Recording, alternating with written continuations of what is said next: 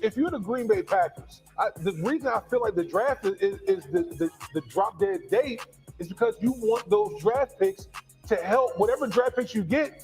You want them to help Jordan Love this year. That's what you want. Broadcasting live from the ESPN Madison studio with Matt Hamilton, here's Jim Rutledge.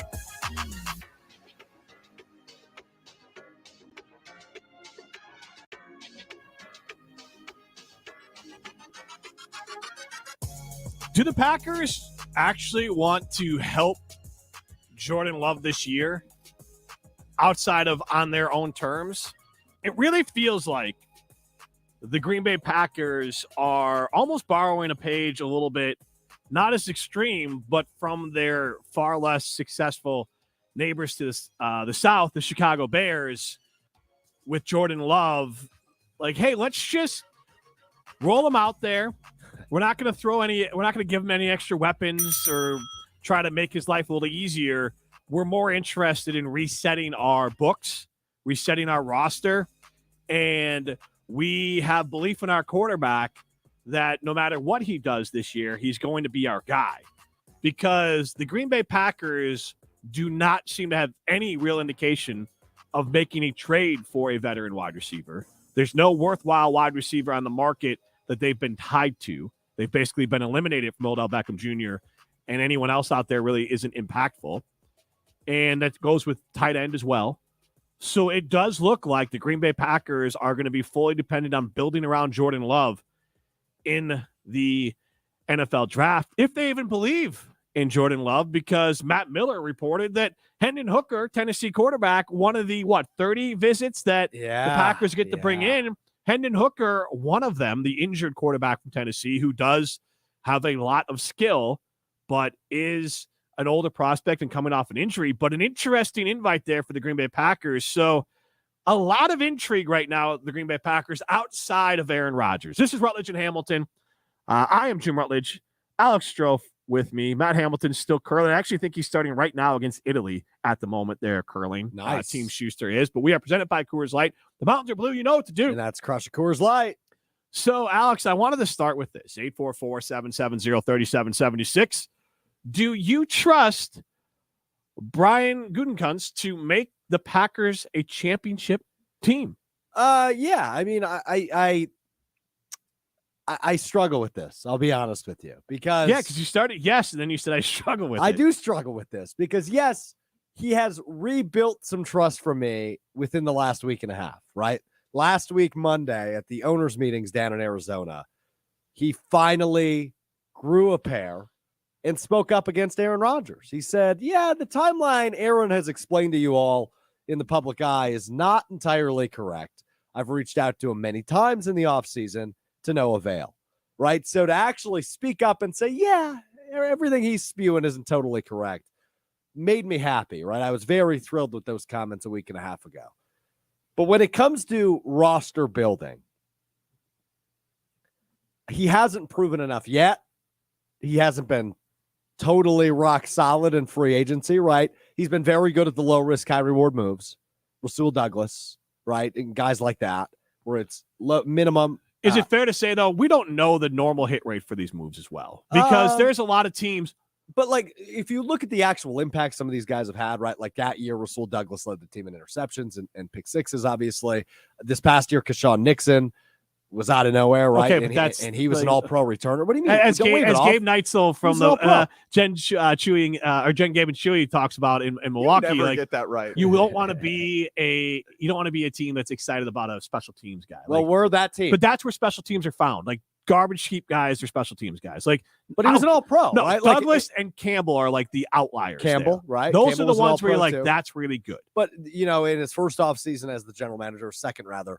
Getting the Smith brothers, but right? Those were not like fines. Those were good signings, but those were not fines. But they weren't necessarily those low risk, high reward, but they were good fines, right? And not super expensive. So he's made some solid moves, but he hasn't been entirely active in free agency, right? There's been a couple misses too. Remember Sammy Watkins a year ago, right? So, and in the draft, it's 50-50 with him, right? Like he's made some really good picks at the top, like Jair Alexander, Rashawn Gary, but he's also made some misses at the top, right? In terms of Darnell Savage, right, a couple years back. So I do trust him, but I don't trust him as much as I trust, say, a Bill Belichick or I'm blanking on the guy's name in Baltimore, right? So Ozzie Newsome with John Harbaugh. Right. So I trust him, but we'll see. We need the biggest thing we need to learn is what the heck is Jordan Love. And we did not get any of those answers last year. I agree, but that's the whole thing. We don't know what Goody is until we figure out what Jordan Love is. So because the rest of it, there's a lot of GMs who have a very similar track record to Goody right now as far as drafting players. Unless you're a horrendous GM, you draft some good players, you draft some bad players, and that's how it works here. But look, I'm not even positive. Rashawn Gary has not lived up to, now injury was part of it, but he has not lived up to his 12th overall pick. He just hasn't done that. 22 and a half sacks in your career is not the 12th overall pick.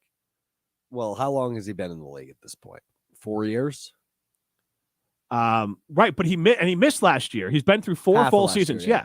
So it's fine, but that's more of like, that's a sweet second, third round pick. Number 12, you're trying to get a game changer.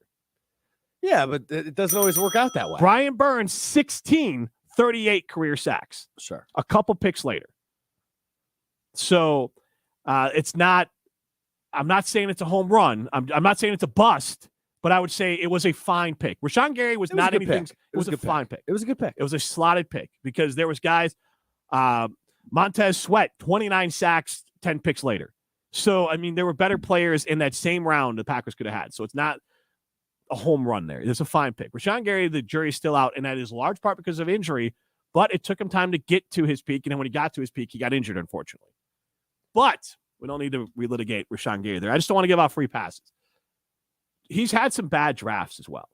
I mean, when you look at like the different draft picks, like there's been brutal, like full draft classes that have been brutal for Goody. For sure. But all that doesn't matter because if Jordan Love hits, it's Goody's the guy. If Jordan Love hits to look like a top 15 QB, that's a low bar. Is it? Top 15? Who's the 15th best quarterback in the league right now? Like, is it the Derek Carr line? Yeah, it's about that. Kirk Cousins line, I would say. If you hit on that, though, like we act like that's nothing, but that's not a big miss, at least. Well, okay. So if he hits on, if Jordan Love turns into Derek Carr, that's actually it was ham-handed. It was stupid. It was all these ridiculous things to force Aaron Rodgers out over Derek Carr or whatever. But when you look at the grand scheme of things, if his first bite at the apple for a quarterback turns out to be a Derek Carr, Ryan Tannehill, Jimmy Garoppolo type, it's not the end of the world. Now, you're not going to stay with them, right? But you say, hey, you know what? This guy sees NFL talent at a quarterback position. When you say you're not going to stay with him, he's getting at least 2 years regardless of how bad or good he is this year. Kind of. If he is bad this year and the Packers want to draft, let's say they're going to pick up his fifth year. Well, right. But let's say they bring in Hendon Hooker. And let's say that he's their second round pick. That's the Packers say, and Jordan Love is meh. Jordan Love will still be on the team, but going into the next year could be a full-on competition and going to Hendon Hooker $20 million backup. But hey, that'll happen. It will. It happened in Matt Flynn. It's happened plenty of times. Right. Yes. Yeah. So yeah, we'll see. Look, I do trust Goody now, but could my opinion change very quickly? Absolutely. When it comes to his draft status overall, you're right. There has been some pretty much full classes that were misses. His first draft was 2018. The only guy from that draft class that is still on the team is Jair Alexander. In 2019, you got some hits, right? Rashawn Gary, we talked about. Savage is probably a miss at this point. Elton Jenkins was the second round pick in that draft. So that class worked out all right. 2020, Jordan Love, A.J. Dillon, Josiah DeGuara. Two of those have been incredibly underwhelming or haven't played at all in Jordan Love. And A.J. Dillon was a hit, but you know what, though? And the Dillon one is interesting, too, because people love him. And threw out the first pitch yesterday. I know. He is a beloved character. But his stats don't necessarily match like a full-on hit. And, again, just one of those things worth revisiting, especially now that you don't have Aaron Rodgers. But in, year 3 in the NFL, averaging in today, 2023, but even last year, 2022, averaging 4.1 yards per carry and 4.3 the year before that. It's not great. That's pretty good. No, a change of pace back.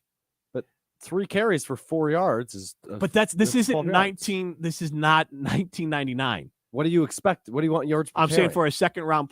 Let's look with Aaron Jones here. Probably about the same. 4.3, 4.4 would be my guess. Over 4 yards of carry is good. Yeah, I agree with that, but That's an old stat. he's a dynamic playmaker outside 5.3. Who, Jones? Yes, that is kind of the He's new a great state. back. A second round pick for a running back is a big price to pay for a running back. And I'm not saying A.J. Dillon is bad, but I would say at best, much like Gary, it's a fine pick, but it's not it didn't change the trajectory of the team. It did not outperform its draft position. You know who? At best, it performed its draft position.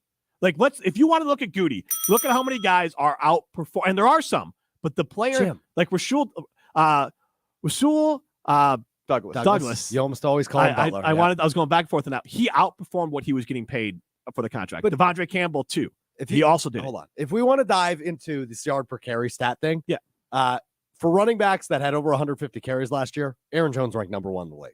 Okay, but 5.3. Right, but go through the list. I mean, 4.1. That's an old number because I remember being shocked by it too. But like, that's a fine. It's a fine running back, but that's not Jamal Williams, who led the league in touchdowns last but year. he's 4.1. But again, what happened with the Lions? They let him walk. That's not a guy you have to keep. Ranks, AJ Dillon is trending to not getting a new contract with the Packers. I don't know about that because he's Jamal Williams. And where was Jamal Williams picked?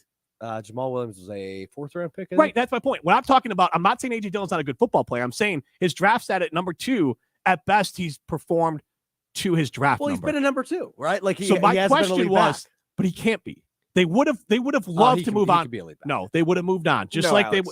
They would have moved AJ Dillon on. Can be a lead they back. would have moved on from Aaron Jones. Why would we call it the AJ best 1-2 punch in the league? Because you're number one. Wrong choice. Because your number 1 is a number 1 in yards per carry in the league. AJ Dillon is coming off his worst year in the league. AJ Dillon is a talented, fun back. This is breaking news. He pounds the AJ rock. Dillon rocked. No, because you loved him. We all love him as a person, but like is AJ Dillon not good? Am I just good. hearing this? Fine. He's good. He's a fine NFL player. He's a good number 2. But 4.1 yards per carry, that's not bad. It's not good. That's better than Najee Harris. That's better than Ezekiel Elliott a year ago. It's Ezekiel better than Alvin Kamara a year ago, who's one of the best backs in the league. He's been injured. Is it fair to say that he is to the Packers what Bobby Portis is to the Bucks? Lovable. Bobby's better. Great. Well, Bobby's if you're going to better. say Bobby's better than AJ Dillon, then I want a better guy for my 2nd round pick. All And right. again, we're not saying he's bad, but also again, Kamara career average 4.5 at his peak year 4.55. He had a down year last year, but you're leaving out all of the receptions from Kamara as well. We're talking yards per carry. But like Dillon can do one thing. It's true. When Kamara's catching 83 passes, what does it matter if he's averaging? And that, when he was healthy last time, 5 yards a carry with 83 receptions. Dillon is a fine number 2, but I would say that he's trending to not being picked up for a new contract. Hey, I'll give you something you'll like before we go to break. Yeah. I use the term over 150 carries who led the league in yards per carry. Yeah. Any position? Justin Fields. Justin Fields, 7.1 yards per carry, just in front of Aaron Jones at 5.3. Before I want to get back to this, an 844-770-3776. Give me an example. I want a draft pick that Goody made that outperformed their draft position. Jair Alexander is a case because he is performing as an all-pro, and he was a first rounder, but not incredibly high. So he would be outperforming. Okay, I'd have to think about that for a second. Who has outperformed the draft slot is what you're asking? Mm-hmm. And again, for those chiming Christian in, Watson. and again, like Nick and Madison, Aaron Jones, yards per carry, historic level. Not historic, because again, Kamara did it a couple years. Like 5 is where the elite backs are. AJ Dillon is a fine back, but There's only 5 backs there last year. But Jamal Williams, but my point is, you brought up Jamal Williams. Jamal Williams was a 4th round pick. AJ Dillon's value, and that's what I want to get into. Not AJ Dillon as a football player. AJ Dillon as a commodity, where he was drafted to what he's producing. a second-round pick who is a backup running back who likely will not get a contract picked up and is averaging 4 yards carry as the number 2 running back who was never able to surpass the number 1 running back to allow that cash savings for the team is not ideal. I guarantee when they drafted A.J. Dillon in the second round, they were hopeful that they would let Aaron Jones walk, bring in a new guy to be the number 2, and A.J. Dillon would be the number 1. That was, I'm sure, their plan. You don't draft. You're probably right. You don't draft your number 1, your number 2 running back in the second round. Case in point, Jamal Williams had a historic season with Detroit, and they said bye. We went and got paid. Best 1-2 punch in the league in New Orleans. Kamara and Williams. But they moved on and said, we'll take David Montgomery.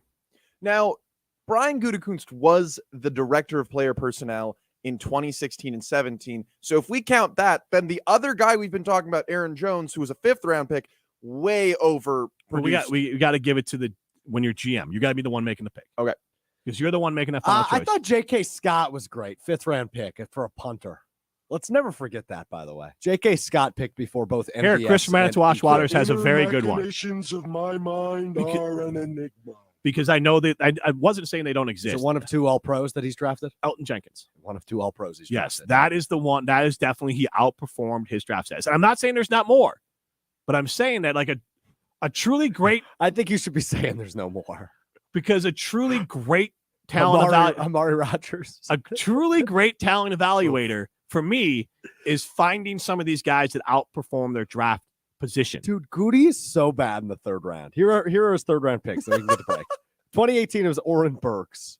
2019, it was Jace Sternberger. 2020, it was Josiah DeGuara.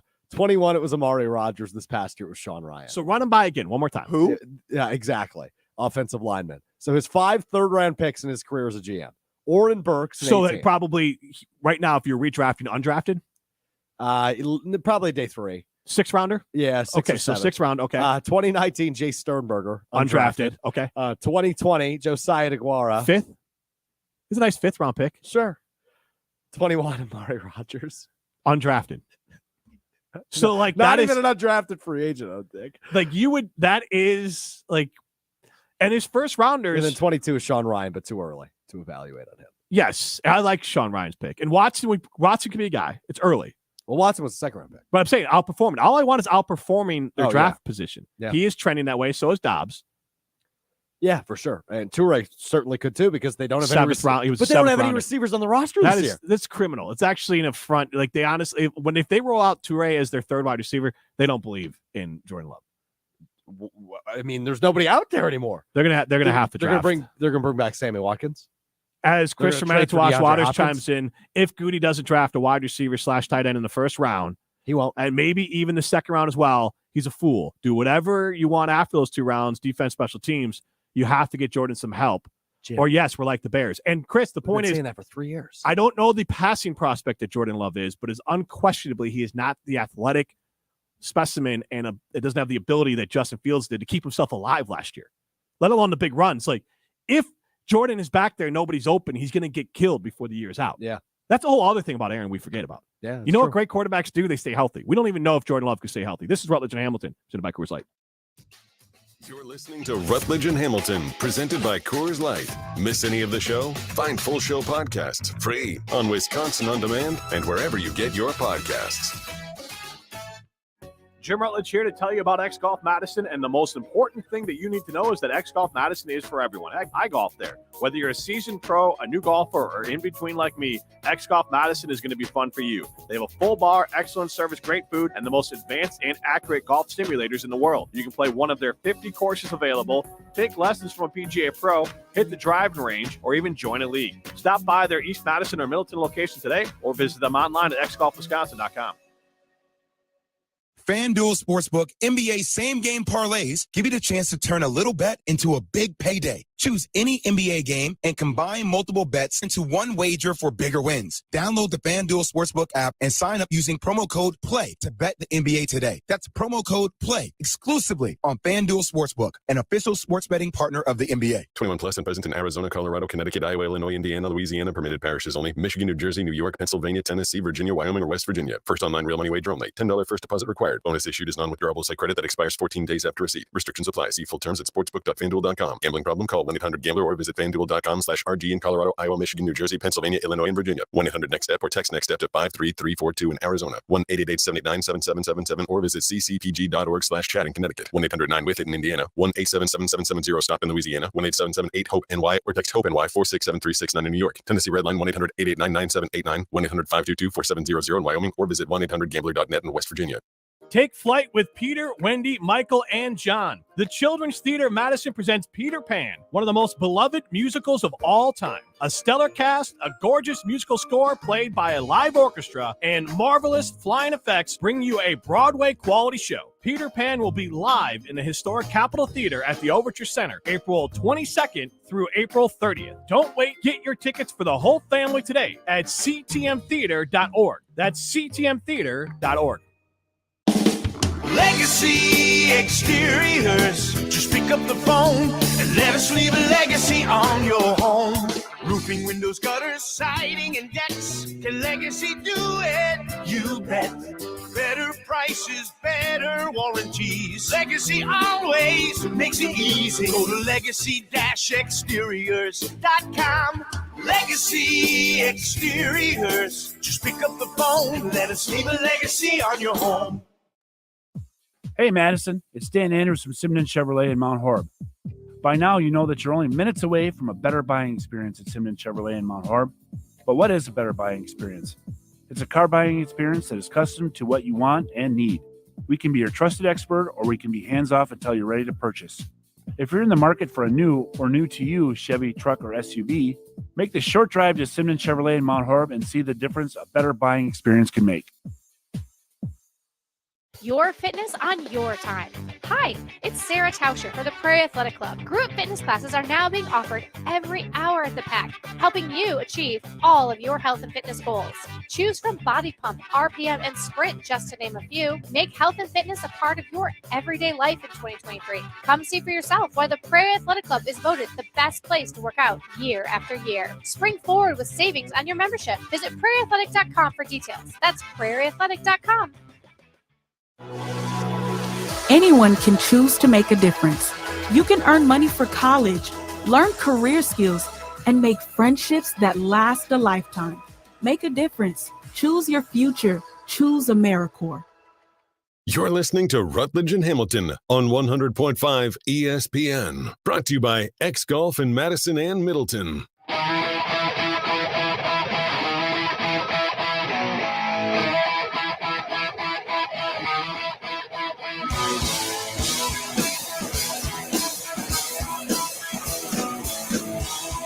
Aaron Jones ranked 33rd in the league in yards per carry. Jamal Williams right below him on a new team. David Montgomery below him on a new team. Joe Mixon on the chopping block.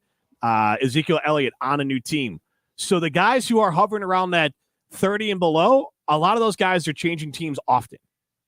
And so that is my point, that A.J. Dillon, a fine number two. Like for the Pack, a 1-2 punch for the Packers of Dillon and Jones, very good. Jones is elite and A.J. Dillon's fine. But to think that A.J. Dillon, off of what we've seen so far, indicates he could be a lead running back in the NFL, you need to be top 15, which means he almost needs to average a full half yard, or actually more, almost 0.7 of a yard more per carry to be able to be in that upper echelon as far as a game-changing running back. And you bring up Jamal Williams, he had 17 touchdowns. So A.J. Dillon as a number two for the Packers, fine. But that's not what we're talking about today. I'm not trying to litigate A.J. Dillon. I think he's a fine player for the Packers. Hey, he threw out a mean first pitch last But night. my point being, he, at best, we'll just give this to him because he is a good football player and he's doing what he's asked to be done. He is living up to exactly his draft status, number two. Sure, now, running back and that was my whole point. A running back in the second round, I remember like Sam Decker trying to dunk on everyone, like, oh, can't draft a running back in the second round.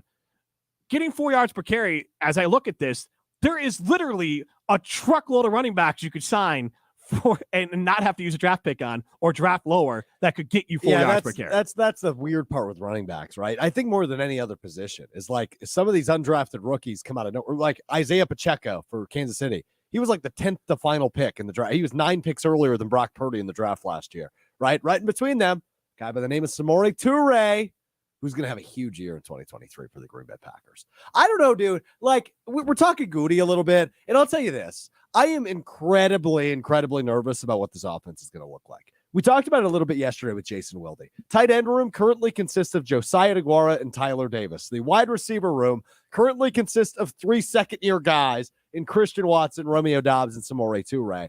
And you're right. If they do nothing, they're not setting up Jordan Love for success. They're setting him up for everything but success.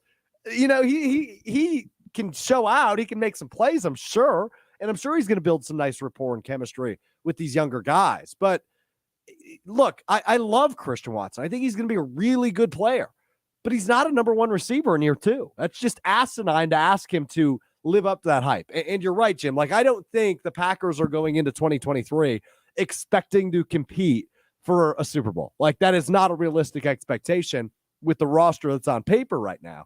But they have to do something. They can't have Josiah DeGuara and Christian Watson as your number 1 tight end and wide receiver, respectively. That's insane. Yeah, because Romeo Doubs, for an example of how far, and I like Christian Watson too. I like him as a player.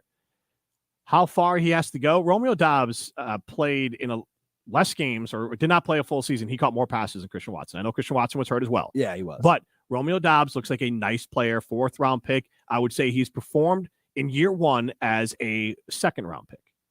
Yeah, and I would say Christian Watson in year 1 performed like a bottom of the 1st round pick. So which is pretty much what he was, right? He's pick 34. Right. So I think Watson basically performed to his draft status. No matter, I know he had a great year, but you're picked higher.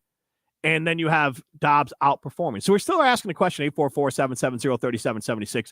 Who is Goody drafted has outperformed their draft position? Elton Jenkins is the number 1 guy. And that's what we're talking about with A.J. Dillon is I think he's performing to his draft. But who else? I really don't. Like, there's 5 draft classes to go through with Goody. And I think 70% of them aren't on the roster anymore. And you keep on bringing some Torre up, but 5 catches last year. Oh, I know. I'm kidding. But I think he'll make. You're not the only one, right? But a massive jump would put him at 30 catches this year. Massive. That's true. But he's going to have to if he's the number 3 guy. This also screams, and I know it's different. I mean, this a little bit feels like Matt Hamilton trying to sell us an Amari Rodgers, who had more draft pedigree. Oh, stop it, Look, we knew Amari Rodgers was trash pretty much 6 weeks into his rookie year. And Matt Hamilton was taking a page out of the Aaron Rodgers book of manifestation and trying to say, yep, he's a Clemson guy, might be awesome. But me and you both, Jimmy, when he said that, we were like, you're an idiot. He might not even make it through the season, and he didn't. But it's also draft position because Torrey caught 1 dang pass more than Amari Rodgers did in year 1. That's crazy. And Amari Rodgers was performing on special teams. Toure wasn't asked to do a ton, right? Like, he wasn't on the field a lot. They had Lazard. They had Watkins for a time there. They had other guys in the rotation. Like, it took him to the end of the year. Like, Watkins wasn't let go till late. And really, he was let go because Watson and Dobbs were performing at a higher level. And Cobb and Lazard were there, right? Like, here, I'm just telling you as a friend here, Torre on a good football team is your 5th receiver going into this year. I agree, Jim. Like, I'm not saying that because I like Toure. I think he's like this next diamond in the rough. That's not what I'm saying. His second name is St. Brown. Yeah, right. But what I'm saying, Jim, is really the fact that he is going to have to be a number 3 receiver next year because they don't have anyone on the roster. Are you going to flip out to Chris Manitowoc Waters earlier, 844-770-3776? You're going to freak out if Goody doesn't draft a pass catcher in the first 2 rounds? I'm not going to freak out because I've come to expect that. But we've been asking him to draft a wide receiver every year. You know what he did? He traded up to draft a quarterback. It'd be like borderline negligent. Because what are you filling this roster with? Look, dude, this is the 4th year in a row. We're like, hey, go get a wide receiver. You know what he's done? Cornerback, linebacker, defensive tackle. 4 first-round picks in the last 3 years. But now you have to, like, fill out a roster. You have Josiah. Again, I can't reiterate this enough. You have Christian Watson, Romeo Doubs, and Samori Toure in your wide receiver room. That's it. Don't go to ESPN.com because it says they have Keelan Cole, which is just inaccurate. And then at the tight end room, Josiah DeGuara and Tyler Davis is all you have. That's all you have. That's good for like UW Whitewater. I'm going to make a prediction that one of these former Bear guys who were on the team last year in their attempts to not help Justin Fields of Pringle or give me Pettis, Byron Pringle. That's fine. or Dante Pettis. Give me Dante Pettis. I'll take either. I'll take them both. But my point being that they're going to be on the team. That's not a good. Toure can't be your number 3. He should be your He should be your number 5 at best. right? And I do expect Goody to go get a wide receiver. They need a tight end more than I forget the wide receiver part of it. They need a tight end. Oh, yeah. And that's why, like, Michael, is it Meyer or Mayer, whatever it is from Notre Dame? He's a first-round projection guy. I don't love the idea of a first-round tight end, though. But you're like, they have that draft grade, and you're desperate for it. Oh, no doubt. So to me, that wouldn't make sense. But that's not the only thing you're desperate for. Like, I think like you're most desperate now, for Jim. tight end. I feel like you. This is what you've been dealing with the last 5 years. I don't know what we're doing. Jordan Love might be the guy. He might be. I have no idea. I know nothing about him. But if they're going to trot out Samori Toure as your number 3 receiver and Josiah DeGuara as your number 1 tight end, you are going to win 2 games. Maybe. Forget even You're the that. Cleveland Browns. If you were looking ahead on this roster and you said 3 years from now, what skill position players am I guaranteeing to be on the Packers? I would say Dobbs and Watson. Say that again. 3 years from now, what skill position players would I bet my mortgage that if I had to be on the Packers, it'd be Dobbs and Watson? I'd only put it on Watson. I don't think you can. Do you think Watson wants to stay here at the turn of his contract if he doesn't know who's quarterbacking and no one else is taking pressure off him? Let's think about it this way, right? If they pick up his 5th-year option, he's got 4 years left. They better have the quarterback. By the next presidency of the United States, they better have their quarterback situation figured out. I guess the election's next year. Never mind. Have you seen what your neighbors to the south? Like, I don't know what's going to happen, but you could be in for. You're stressing me out. Look at Detroit. Can we talk about Iowa basketball? Because I would like to point this out to you.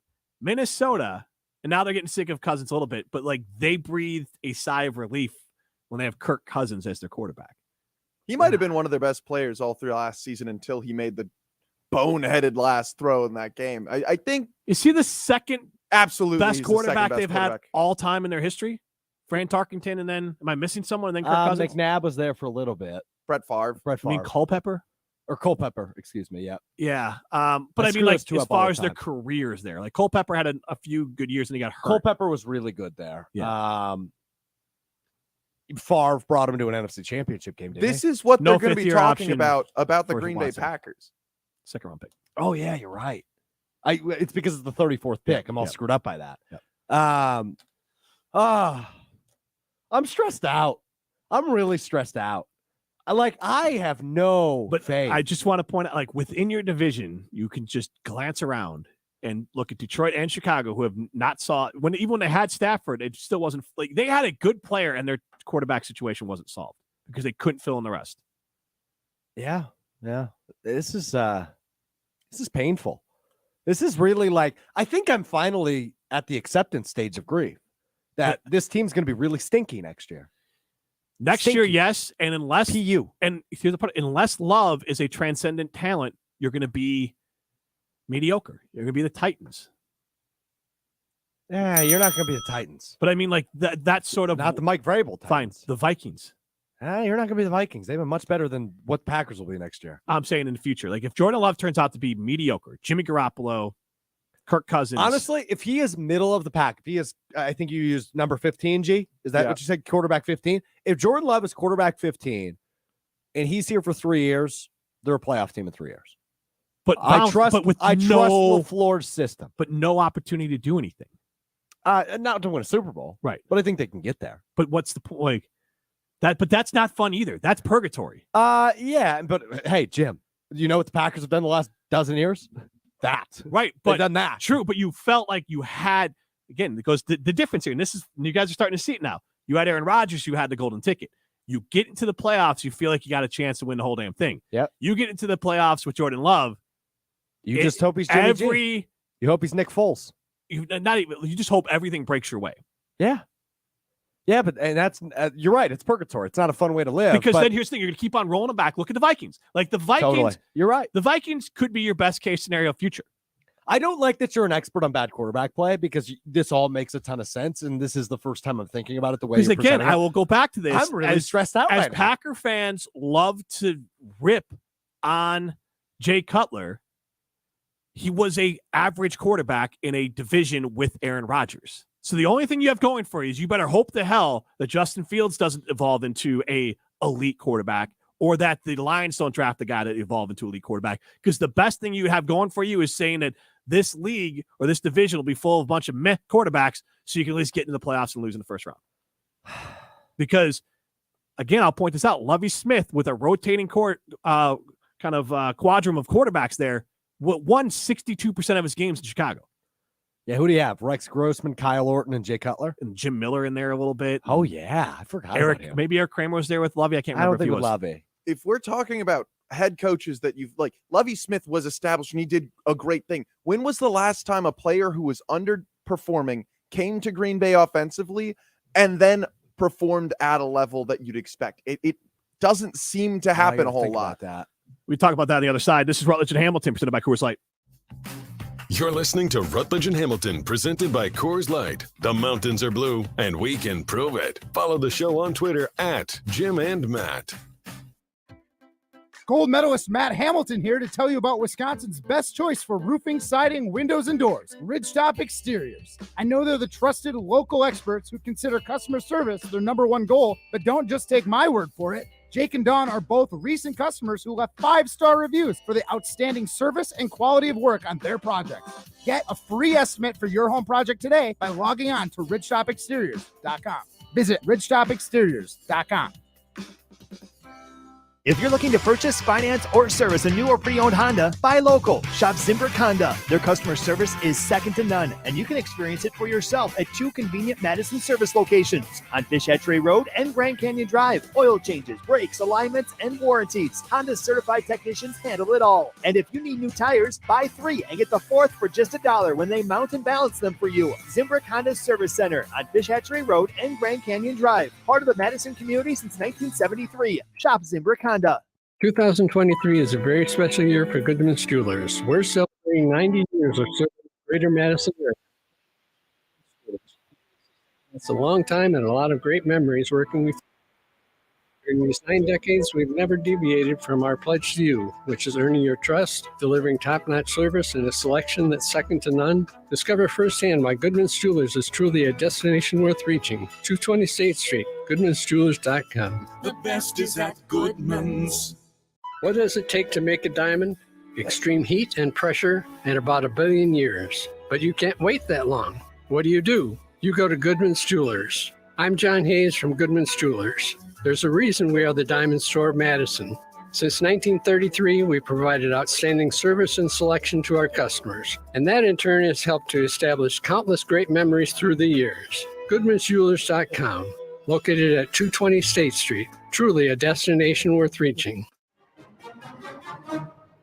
The puck drops on a new era of Wisconsin men's hockey this fall, and now is your chance to order new season tickets. Be there when new head coach Mike Hastings and the Badgers take the ice. For more information and to purchase your Wisconsin men's hockey season tickets, visit uwbadgers.com or call 1-800-GO-BADGERS. That's 1-800-GO-BADGERS. That's uwbadgers.com for your new season hockey tickets. Stoughton Health provides comprehensive and compassionate care to Stoughton community and the entire Madison area. From our sports rehab facilities in Oregon and Stoughton to our renowned ortho team with Dr. Ravel, Stoughton Health can help. Learn more at stoughtonhealth.com. Good Karma Brands is proud to be an equal opportunity employer. Our policy is to provide equal opportunity employment, development, and advancement to all current and potential teammates. If you are an organization that maintains a job bank, provides employment information, or gives job referrals, you may request to be placed on the station's mailing list for future career opportunities. To learn more about careers at Good Karma Brands, please email careers@goodkarmabrands.com. Hey, Matt Hamilton here of Rutledge and Hamilton, and I wanted to tell you a bit about my friends at Revive Restoration. Accidents happen, but Revive can make things right again. From things like water damage, fire or smoke, mold, storm damage, and a whole lot more. Revive Restoration has you covered 24/7, 365 days a year. There's no project too big or too small, so the next time you need help restoring your home or business, Revive Restoration has your back. Revive Restoration. You're listening to Rutledge and Hamilton, presented by Coors Light on 100.5 ESPN. Brought to you by Metro Kia of Madison, Madison's trusted Kia dealership.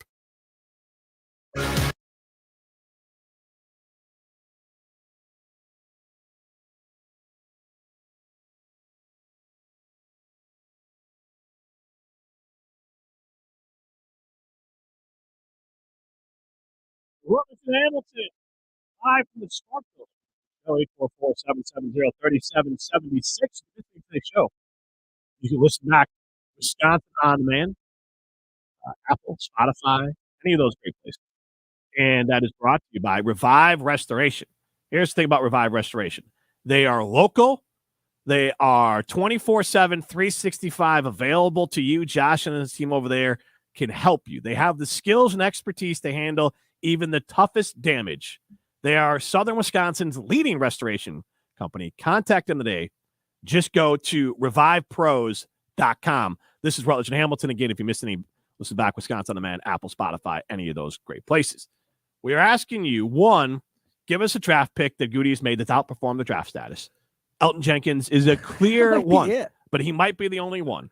It doesn't mean the other players are bad, but we're saying Rashawn Gary at 12 with 22.5 sacks. We'll just, with the injury, we'll call that he hit his draft status. Yeah. Jair Alexander, first-round pick. You want those guys. Maybe he's slightly outperformed because he's performing at such a high level. But yeah, he's performed like a top 10 pick, but he was what, like 13, I think? So it's not a 17, somewhere in dramatic, there? it's not a dramatic jump there. Because you can look at 18. Stokes. We talked about this yesterday. I think the jury's still out on Stokes. He hasn't lived up to a first-round pick yet. He has not outperformed his No, position. He hasn't. I would and then agree you with look that. at, I mean, this is still young, but Walker. Dude, the 2021 draft class is really bad outside of the first two rounds. Give Eric Stokes, Josh Myers. And then you have... And Stokes is a TBD at this point. Yeah, Myers is like a replaceable center. He's fine. I went to middle school with his girlfriend. But you can get... No if you disrespect. You get a starting offensive lineman, second round. Okay. Amari Rogers was the third round pick, so we know that was an F. Yeah. Royce Newman, fourth round. If you wanted to make a case for freaking out about the Green Bay Quinn Packers, Williams ate his lunch when he played against the Jets. I don't think he saw the field after that, Royce Newman. The fifth round pick, I don't know how to say his name, not on the roster anymore. Other fifth round pick is Shamar Jean Charles. He's still around. He's fine. Maybe he's outperformed a fifth round pick.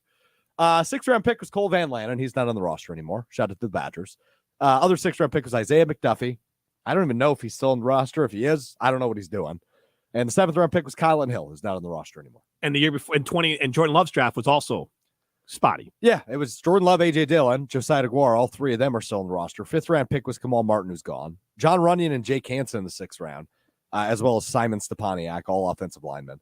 And then Vernon Scott and Jonathan Garvin. So it's a very rare scenario that Jordan Love looks capable this year, but the team wins 4 games. They could be in the same position that Chicago was in this year, where your team, your quarterback could show some flashes, but maybe not as much as Justin Fields, and he's further along in his contract. But then you have a high pick. So the Packers could be having a high pick. As Coach Bean from SP chimes in, he thinks that maybe the Packers are saying, hey, if we stink, we can get the USC quarterback. And I'm forgetting his name all of a sudden, but Williams? No. Yeah. Oh, boy. Caleb Williams? Is that yes, the you got it. Caleb Williams. Nice job, buddy.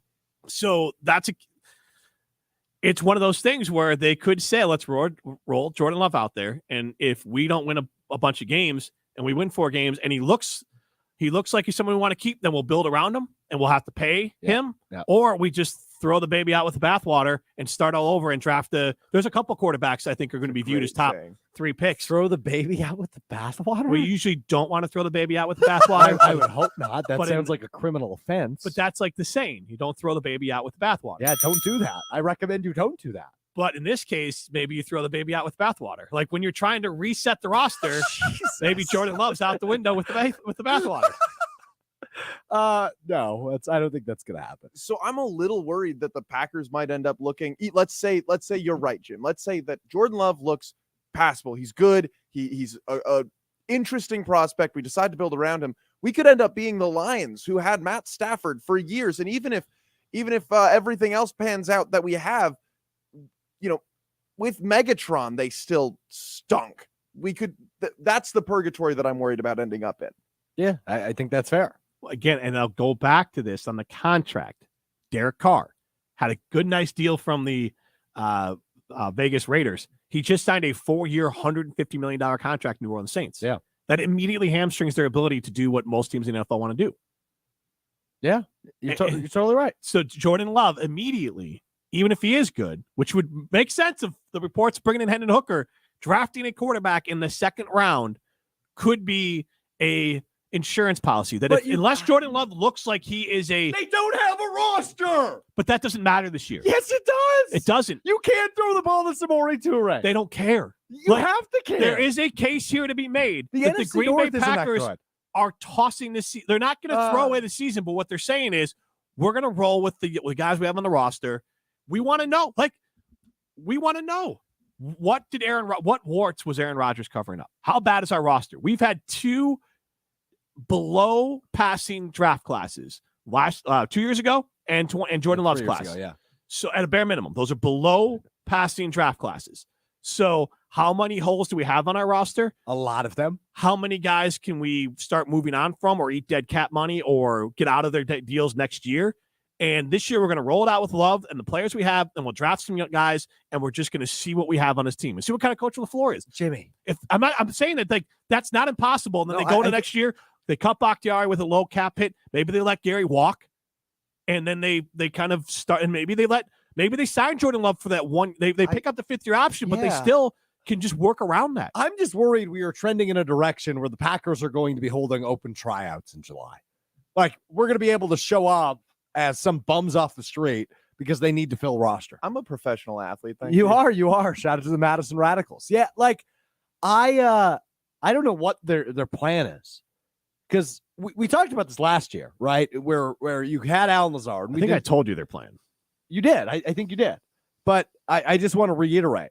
Last year, we went into the year saying over and over and over again, Alan Lazard's not a number 1 receiver. They need to fill that hole. And they didn't.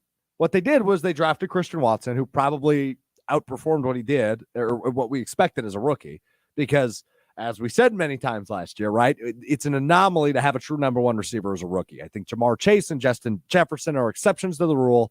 Other than that, doesn't happen very often. And, they just, and to your point, Aaron Rodgers, I think, covered up a lot of warts. They still won 8 games with his broken thumb and not a lot of talent in the wide receiver room. Now we've taken even a further step back in the wide receiver room. And again, I love Christian Watson. I think Romeo Doubs can be something. And we'll see with Samori Toure. But that is not enough, right? If you want to see what you've got in Jordan Love, you need to at least have a competent wide receiver room. At least. It's a very bare minimum. And there's I swear to God, we're doing room. Chicago sports radio from last year. I think we are. Fields. I think we are, right? I mean, you They're not going to do it. You can't expect Jordan. Then I think you have to throw out your opinion on Jordan Love this year. Here's the thing. I think you have to. They have. I think the more likely scenario is that they're going with Love no matter what. They don't care what Jordan Love does next year. No, they don't, because they're just going to reset the roster and go with Jordan Love. Yeah. Now, if they have, you want to ask, what does make you trust Goody more? Giving himself a backup plan, a plan B, of drafting Hendon Hooker. Or one of those else. But then, I mean, look, if you have 1 first-round pick right now, and you have 1 second-round pick, if you use one of those 2 on a quarterback, that means you are being neglectful towards the wide receiver or the tight end room, and that is scary. And once again, it shows that the front office doesn't really commit to anything. They committed to having Aaron Rodgers, but they didn't commit to building around him. Sure. They commit now to having Jordan Love, and if they go and get another quarterback, they're not committing to building around him. If they get to Jets' second-round pick, Hendon Hooker could be available, and you still could draft a wide receiver and a tight end and a quarterback. I'm stressed out. Retweet. I'm stressed out. Or why do you think they want that Jets number 1 so bad? Yeah, they have a lot of holes to fill, but just like, again, you look at Chicago, why do they want that number 1 from Carolina? Insurance. If Justin Fields doesn't look like the guy, Chicago has 2 first and 2 second rounders next year to trade up to get higher in the draft to draft their quarterback. The Green Bay Packers want a high draft pick next year in case Jordan Love looks like trash. They can package 2 first rounders and some other picks up to go get their quarterback, because they are playing.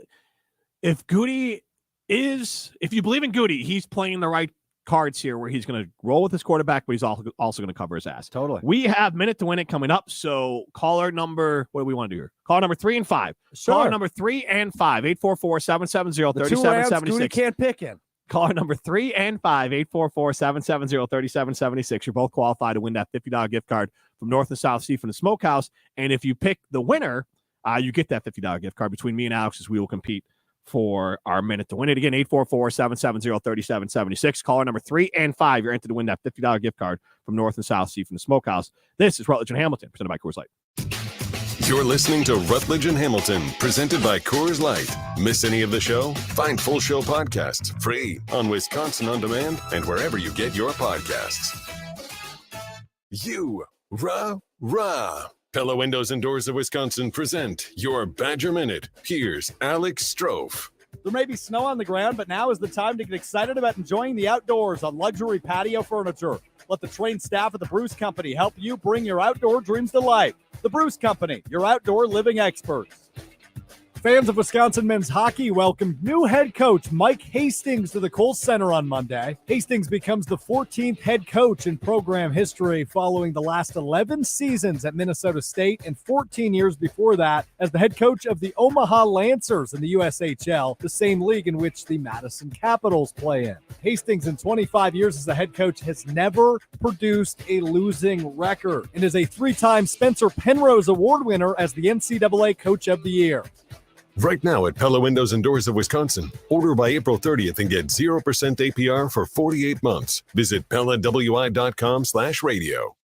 Jim Rutledge here to tell you about X Golf Madison, and the most important thing that you need to know is that X Golf Madison is for everyone. I golf there. Whether you're a seasoned pro, a new golfer, or in between like me, X Golf Madison is going to be fun for you. They have a full bar, excellent service, great food, and the most advanced and accurate golf simulators in the world. You can play one of their 50 courses available, take lessons from a PGA pro, hit the driving range, or even join a league. Stop by their East Madison or Middleton location today, or visit them online at xgolfwisconsin.com.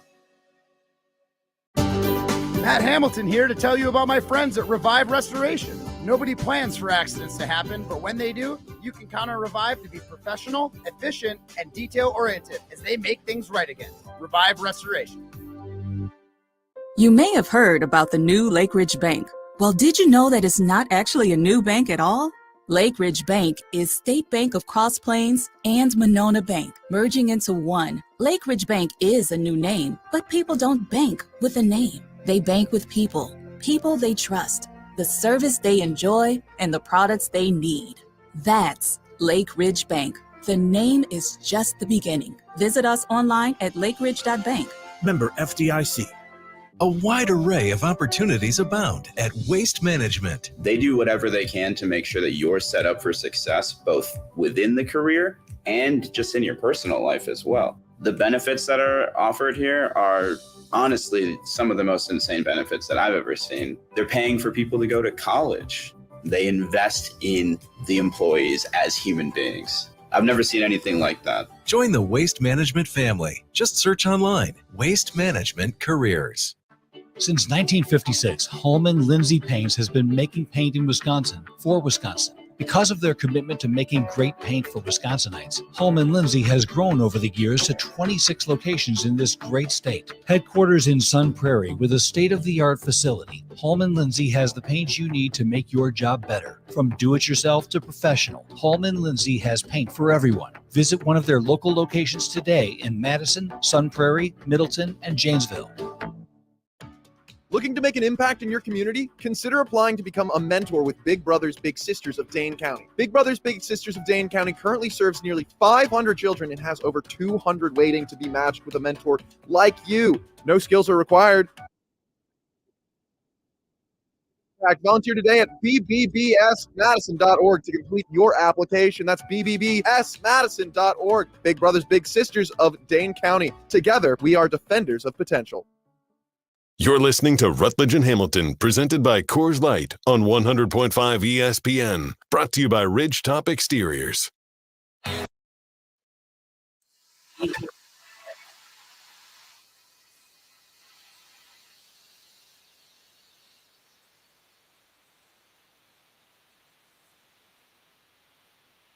Rutledge and Hamilton continues live from the Spark Building. I am Rutledge. We're going to get into a minute to win it in a second here. The winner of this will win a $50 gift card to North and South Sea Smokehouse, the official barbecue joint of Rutledge and Hamilton. The best barbecue joint in town. They also have outstanding seafood.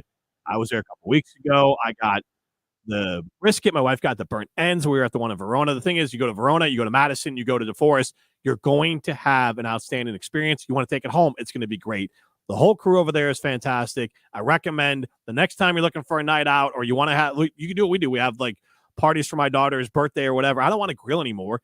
I just get the catering from North and South Seafood Smokehouse. Get a few sides, get some of the meats, whether it's pork or brisket or chicken, and have that. And that way I don't have to worry about grilling. Half the job is done for me. Go to North and South Seafood Smokehouse today. All right, minute to win it. Are you on Team Rutledge or Team Hamilton? I don't want to pick sides. This is the Minute to Win It, presented by North and South Seafood and Smokehouse, with 3 locations in Madison, DeForest, and Verona. Alrighty, today we've got, as we were talking a little bit about where we wanted to go in the draft, it got me thinking, who were the last 10 defensive Pro Bowlers on the Packers? Now, there are a few people who are on this list a couple times, so we've condensed it as the last 10 players to make the Pro Bowl. Again, some of them have been multiple times, but it's the last 10 players, not the last 10 times. No, you said defensive? Defensive exclusive, yes. Okay.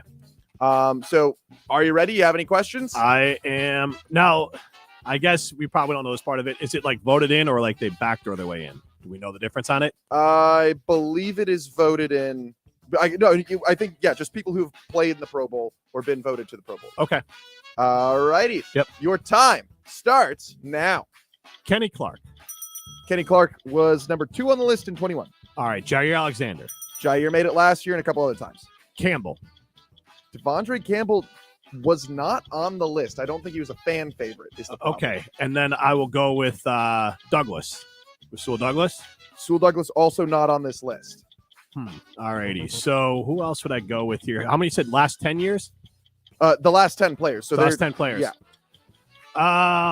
So Clark, defense, secondary, safety. What am I missing here? How far back do I want to go with? Micah Hyde? Micah Hyde also not right, on this we're list. That was a quick turnaround, but that's all right. I'm going to double check and see if Rasul Douglas made the Pro Bowl. While our intern goes and gets Alex Stroh. Well, Alex is right there. Alex can come on in. We can wave Alex in. Not my best one. I was out for a while there. So, Alex, I'm going to go ahead and say this. If you don't get this, big F for you. Wait, you're saying no, I should win? You should. Now I'm Why reading. Is there still a timer going? We're getting there. You did that bad? Well, apparently I said someone that maybe is on the list. But they said it wasn't on the list. So G screwed up. I did.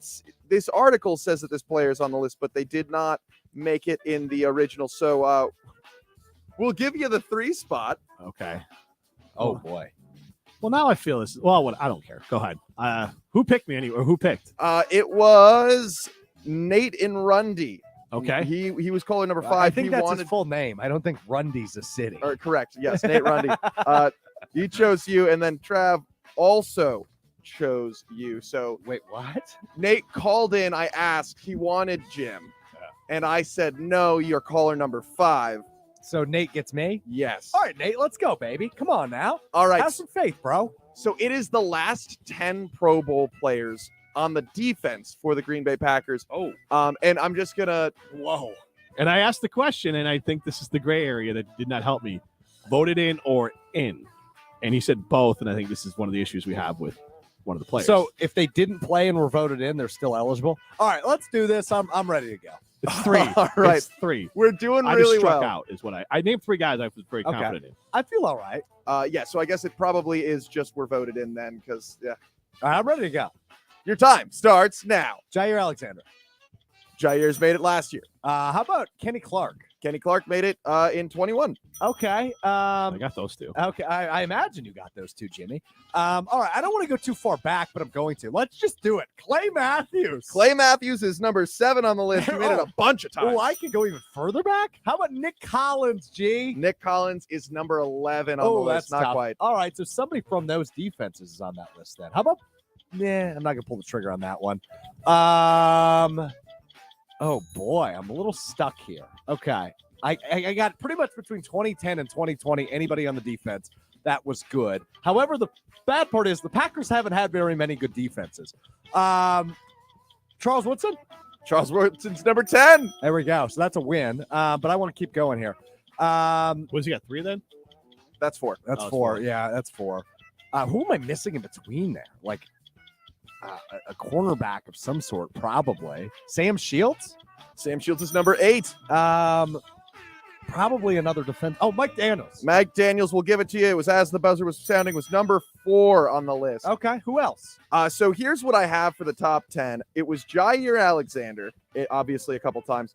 Kenny Clark in 21. Zadarius Smith, neither of you got. Sure. He was in 20 and 19. Mike Daniels in 17. So there's a 2-year gap with no Not defensive surprising. Pro Bowlers. Not surprising. Clinton Dix sure. made the list in 2016. He had one good year, yeah. See, I thought I got bumped out for Micah Hyde. I thought that was my last. Oh, strike. that's a good guess. I thought he would have gotten in there. So I started to go but backwards. He might be before.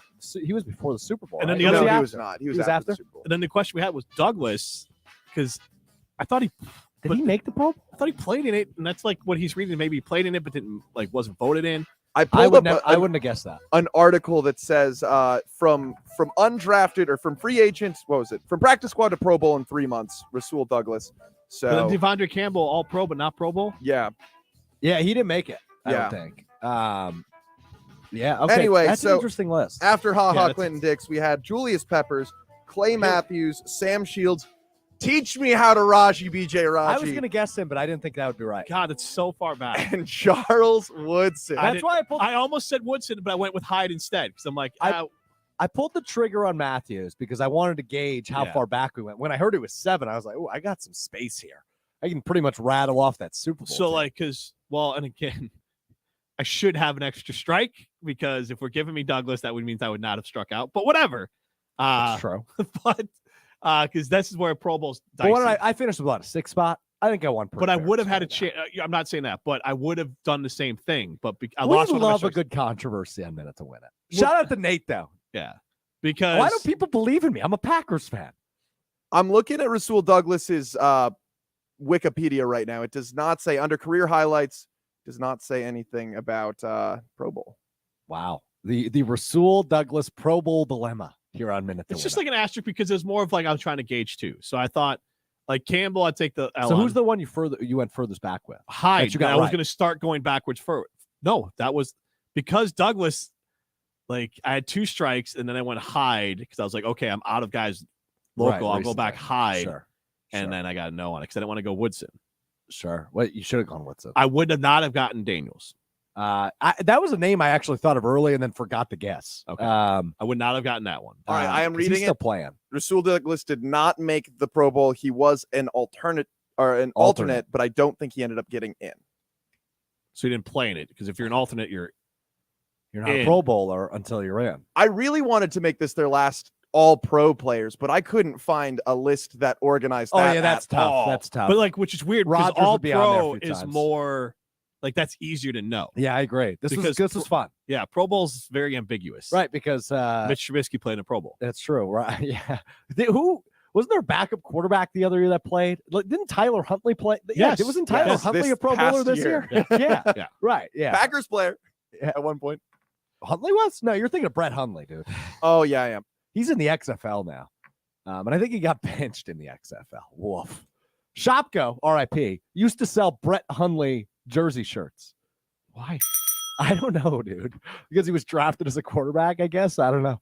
I don't know. What I do know is that I enjoy driving around, and I'm going to pick up my camper this weekend at Easter. It's down at my grandparents-in-law. We're going to pick up the camper, bring it back up to the time out. What do you call them? So they're your wife's grandparents? Yeah. Yeah, I guess that'd be correct. then. Yeah. I'd never heard that term, though. Go on. Sorry. And so, anyways, we have stored in the barn down there. We're hopeful to be able to bring it back up, and I'm going to use my truck from Simmons Chevy in Mount Horeb to pull that camper back up to Oregon because we're going camping in a couple of weeks, and that's all made possible by my big blue truck from Simmons Chevy in Mount Horeb. If you're in the market for a better buying experience, check out Simmons Chevy in Mount Horeb. This is Rutledge and Hamilton, presented by Coors Light. Are you dreaming of a new look? Let the pros at 5 Star Painting bring color to your world, to your interior, exterior, cabinets, and more. We make it easy with online scheduling, free on-site estimates, and a dedicated project manager on every job. Uneasy about hiring a contractor? We know we've been there. 5 Star Painting is customer-focused and quality-driven, exceeding expectations every time. Call or visit 5starpainting.com today. 5 Star Painting, a neighborly company. Hi, this is Dave Kane. You're listening to Madison's Home of the Bucks, a good Karma brand radio station, 100.5 ESPN WTLX, Monona, Madison. Broadcasting live from the ESPN Madison studio, this is your Metro Kia of Madison Sports Center. What's happening, Madison? I'm Alex Gravatt. This is your Sports Center, brought to you by the Green and Gold Fix podcast, home to the best Packers conversation from ESPN Wisconsin. Subscribe, rate, and review the Green and Gold Fix podcast on Apple, Spotify, Wisconsin On Demand, and wherever you get your podcasts. But we're not talking that kind of green and gold right now. We're talking the other green. The Milwaukee Bucks are back in action tonight against the Bulls with a chance to clinch the 1 seed in the Eastern Conference after a 140-128 victory over the Wizards and a Celtics loss to the 76ers last night. The Bucks will be without Grayson Allen tonight, and Chris Middleton and Pat Connaughton are both listed as questionable. Doesn't matter much, though, as the Bucks are 7-point favorites according to ESPN. Tip is at 6:30, but coverage starts right here after Scalzo and Brust at 6 p.m. on 100.5 ESPN, Madison's home for Milwaukee Bucks basketball. The Crew is back in action today. It is the top of the 8th, and it is tied at 6s, but the Brewers are riding a hot streak after winning 9-0 in the second game of their 3-game series against the Mets last night. But we're going to have more on Aaron Rodgers and the Green Bay Packers as Rutledge and Hamilton continues right now.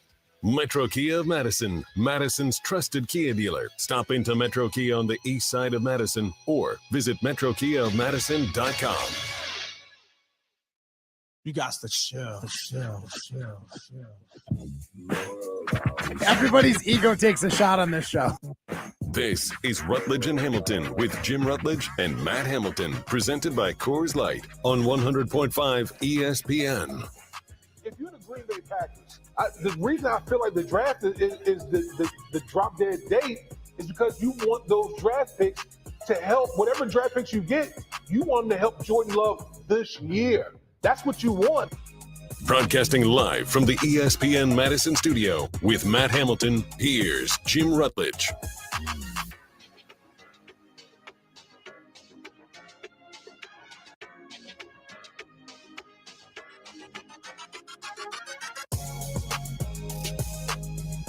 Pat Madison chimes in. Strofe.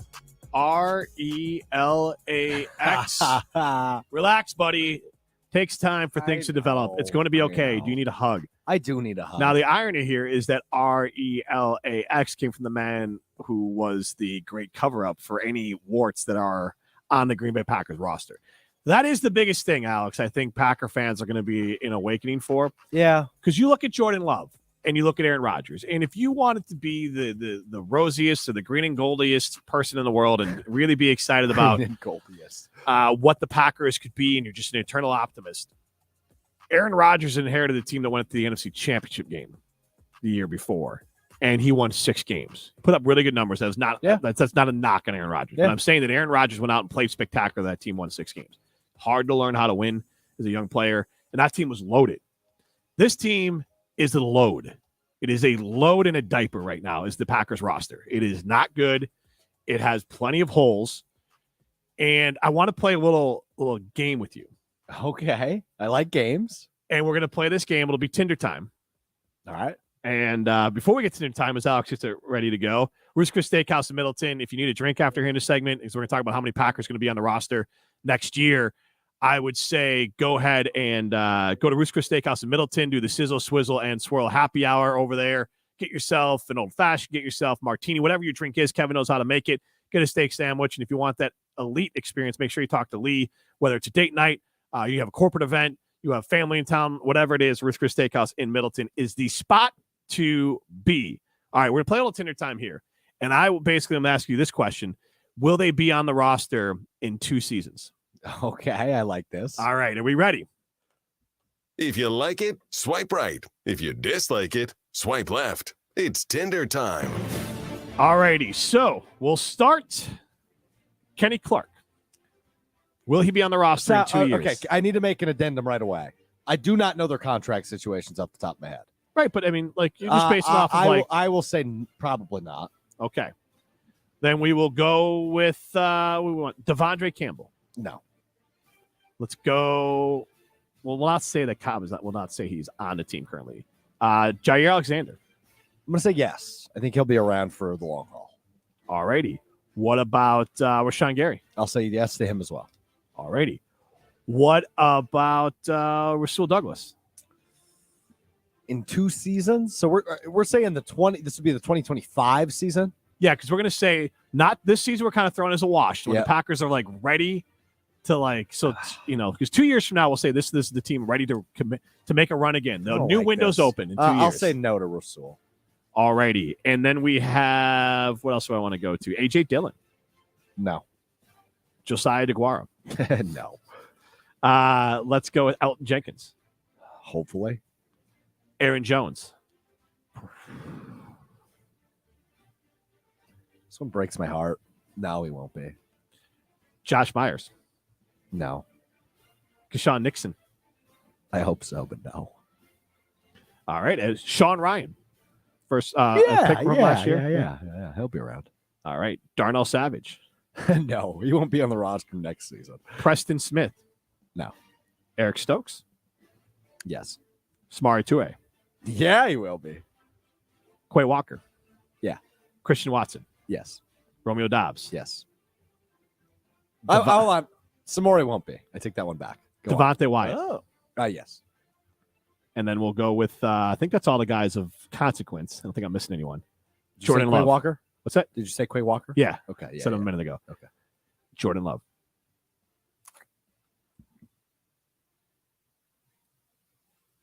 Unfortunately, yes, he will be. Ooh. He will be the starting quarterback for several seasons. Unfortunately?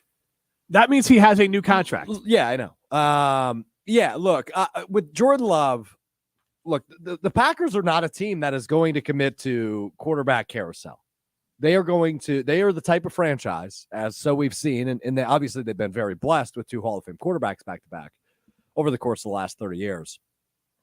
But I think with Jordan Love taking over as the guy this year, that is not a short-term commitment. Like they have essentially not only put the ring on his finger, they have already gone to the courthouse. I think the Packers are married to Jordan Love. Is that insane? They're talking about drafting one. That's what Jim was just saying. They only have one. last I mean, they have Jordan Love and Danny Etling on the roster. They need a backup. They need a backup plan. So yeah, if they draft a quarterback in the 4th round, I'm not going to sit here and act like that's a scary replacement for Jordan Love in 2 years.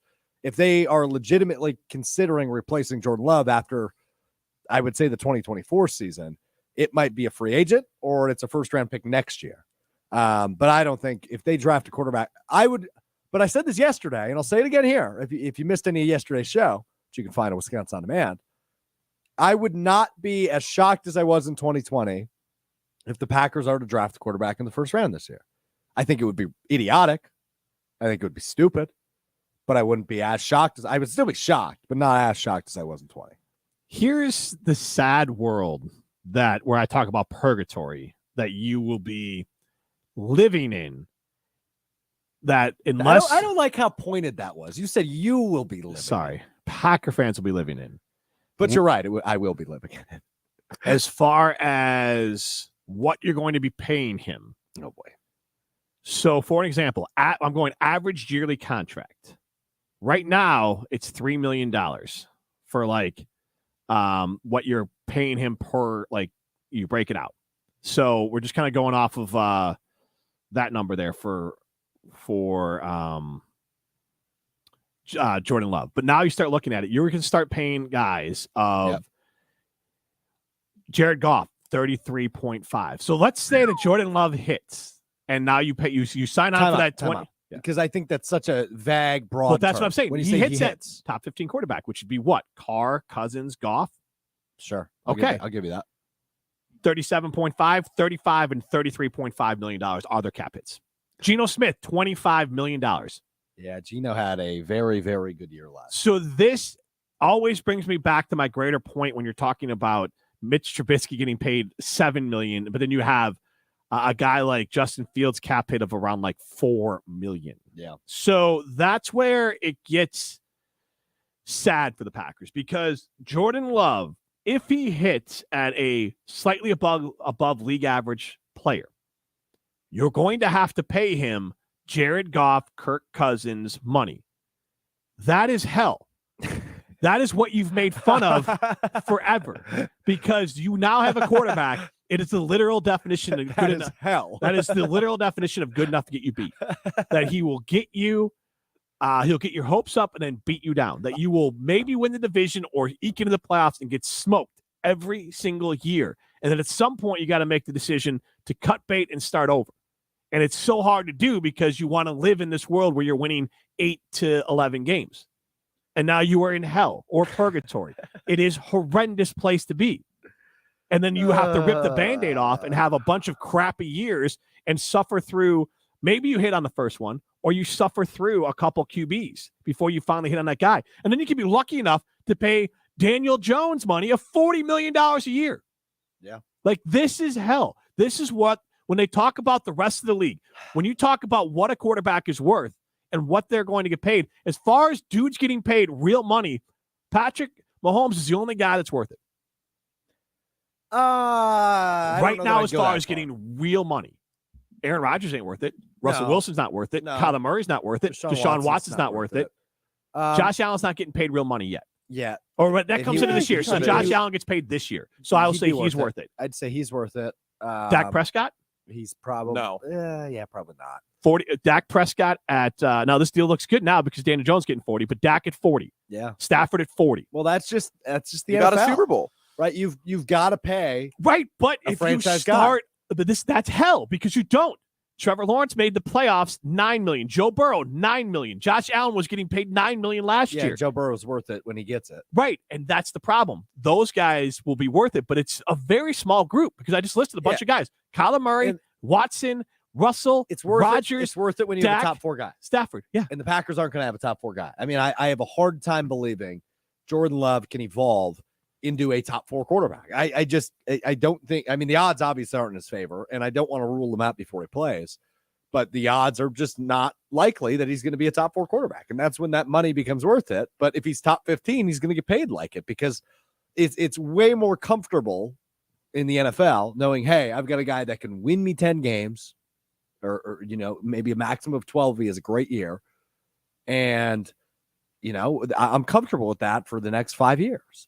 Because when you turn the page, and we are living through it right now, right? When you turn the page from the best quarterback in football, it's very uncomfortable.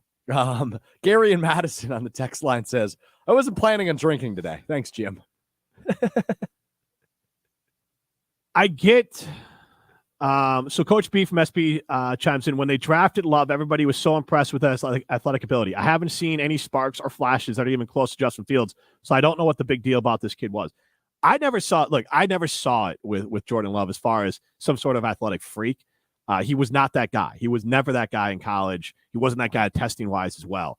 But setting aside Fields, I don't know what Fields will be, but Chicago's in that sweet spot. And you can have this reset for you, Alex, that if Fields doesn't hit, if Fields doesn't pop up a year, if he doesn't progress, now we're right back there. We're not in hell because we can move on again. Yeah. Like Chicago had Trubisky, you had this high, crapped out, started over. They didn't make the mistake of paying Trubisky. No, they didn't. And they were able to walk away from it. Right. And they owned their mistake, but they had a regime change then too. Yeah. So now they have Fields. Yeah, but we don't know what's going to happen. I like LaFleur.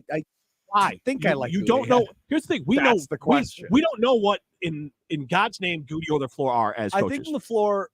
You don't. I don't think that's fair. I think he gets the benefit of the doubt for now. Right? Like he did come in here and turn around a team that wasn't good. I would call him a 15 coach. Like I would not put him in the upper echelon of coaches. Yeah, you're probably right. Because I just want to clear out what you're saying.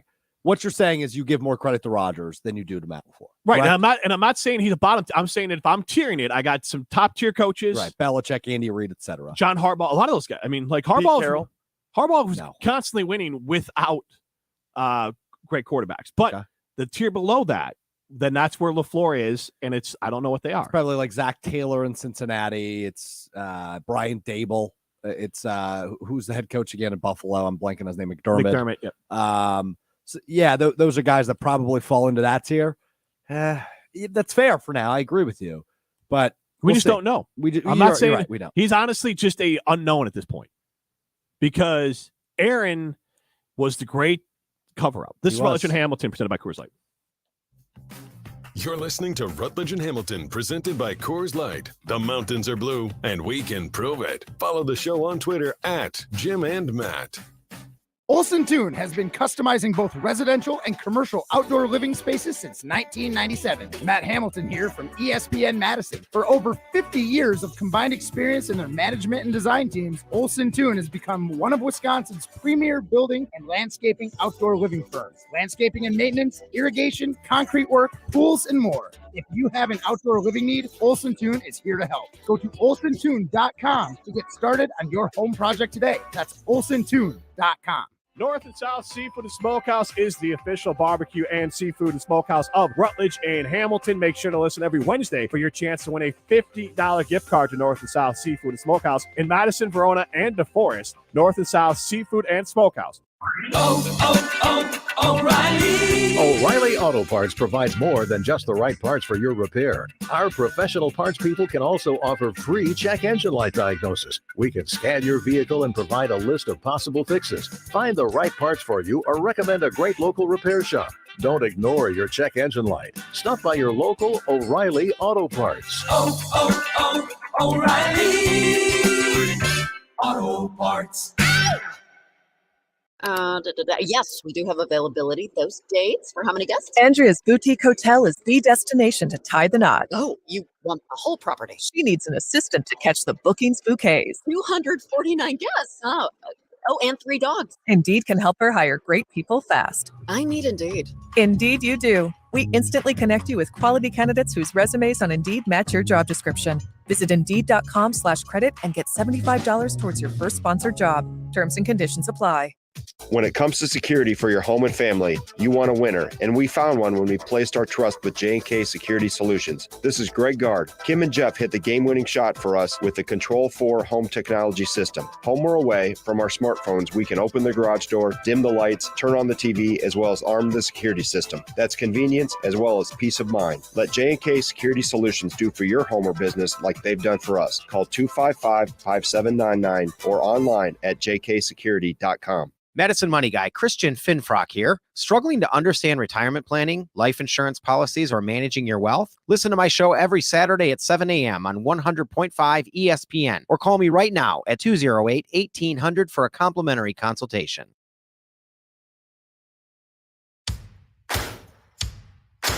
Get everything you need to bring your yard back to life at the Spring Yard Prep event going on now at Fleet Farm. From power equipment to grass seed, we've got you covered so you can get your lawn looking great as spring comes around. And don't miss this great deal. When you buy 3 bags of Scott's Triple Shred Mulch, you get 3 free. Find everything you need in one stop during the Spring Yard Prep event now at Fleet Farm.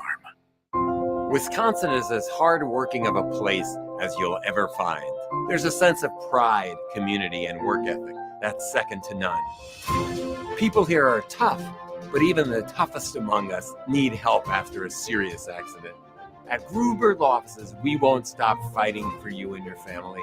We've been here and will continue to be here for as long as you need us. Gruber Law Offices, one call, that's all.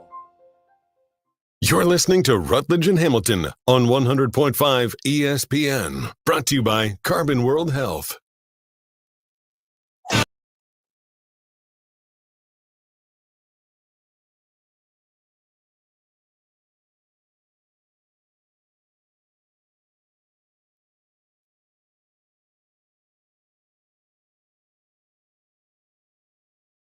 Next golf in Madison is the place to be. Sign up for Summer League, Spring Coors Light. It's not always going to be nice outside. You don't always have time for 18 holes. Maybe you just want to knock out 9 holes or an hour's worth of golf, have a nice appetizer or a nice lunch, have a beer, get back to work, have a networking event, have a business meeting. That's the place to do it. You don't always have time. You don't have time to go out and sweat during the summer and then come back and take a shower, change your clothes. No, you can just hop right back to work on X Golf in Madison. Fantastic experience there. Love the folks over at X Golf in Madison. This is Rutledge and Hamilton, presented by Coors Light. The mountains are blue, you know what to do. And that's crush a Coors Light. It's good to throw in stones. The guys live in glass houses. but that's never stopped them before. I think he's a bum. I think he's an absolute bum. It's time to throw some stones. What? Bro, what are you talking about, man? On Rutledge and Hamilton, brought to you by Metro Kia Madison, Madison's trusted Kia dealership. Every day this Alex goes through and finds the best stories from the internet or my day-to-day life. Honestly fair. And we present them to you guys, the lovely hosts. Well, sometimes that is the original creator of the game, Alex. But we're going to start with what I've been talking a whole bunch about with our social media teammate, Maddie. And that is what constitutes breakfast food. She's been eating General Tso's chicken and all sorts of other things. And it got me thinking, spoke with Jesse about it. What is better, breakfast for dinner or dinner for breakfast? Jim, we'll start with you. I'm not a breakfast guy, really. So I would go with dinner for breakfast. Now, I'm not eating General Tso chicken for breakfast. It's a lot. It's just, I don't know what we're doing here. Just trying to wreck my day. But pizza, some protein. Like if you had some chicken, you could cut it up and maybe throw some chicken and eggs together. And so you could work in a little breakfast there. But I think you can repurpose a lot of dinner food for breakfast, get the protein you need. I'm going to go work out a carbon or whatever. Like, a little, I've done that before. Or just mixing it all together. So I would rather have dinner for breakfast because my breakfast now is like Greek yogurt and maybe like a breakfast bar. That's not a dinner. So... Yeah, I'm not a big breakfast guy either, but I'm not eating steak and potatoes for breakfast. You can get a steak at Waffle House, something like that. I've honestly steak and hash browns. Oh, also the Brewers just hit a walk-off home run. Garrett Mitchell. Drop that raisin in the trail mix there. That is 5 wins in a row for the Crew who are streaking. They just swept the Mets on a walk-off home run. That's awesome. Anyway, it's breakfast for dinner without a doubt. Sorry, I got distracted per usual. That's it? Just breakfast for... Wait, did you say breakfast for dinner or dinner for breakfast? Breakfast for dinner. Yeah. Who's eating like shish kebabs for breakfast? What is your breakfast for dinner then? I don't know. Eggs and pancakes? All right, Alan Lazard was out celebrating his brand launch, ATT, at the top at a club. Yeah. And he paid to have this light up sign that said, "Stop asking about Aaron." Do you think that like all of the players on the Green Bay Packers are just tired of hearing about Aaron Rodgers? Do you think they're ready to move on, or do you think some of them are really all about it, Alex? Well, we need to make an addendum there because Alan Lazard is on the New York Jets. And that is where Aaron Rodgers is likely headed. So that's why he's being asked about him. But yes, I do think everybody is sick of it because why wouldn't you be, right? Like if Jim Rutledge, which he would never do this, but if he was looking to like launch a radio show at another station, I imagine a lot of people would be asking me about it. In fact, let me rephrase. Everybody asks me about Aaron Rodgers. Jim had a great rant about this the other week, right? Like people ask us all the time, why do you only talk about Aaron Rodgers? It's because when we're in public talking to people, it's all they ask us about. So I'm sick of talking about Aaron Rodgers. So I can't even imagine what Alan Lazard talks about with people he doesn't see on a regular basis. So yeah, I imagine everybody's sick of it. Yeah, I would say that this team is going to not have a great year for the Green Bay Packers, but I think the overall mindset of the team could just be in a healthier place, that they're going to be more together.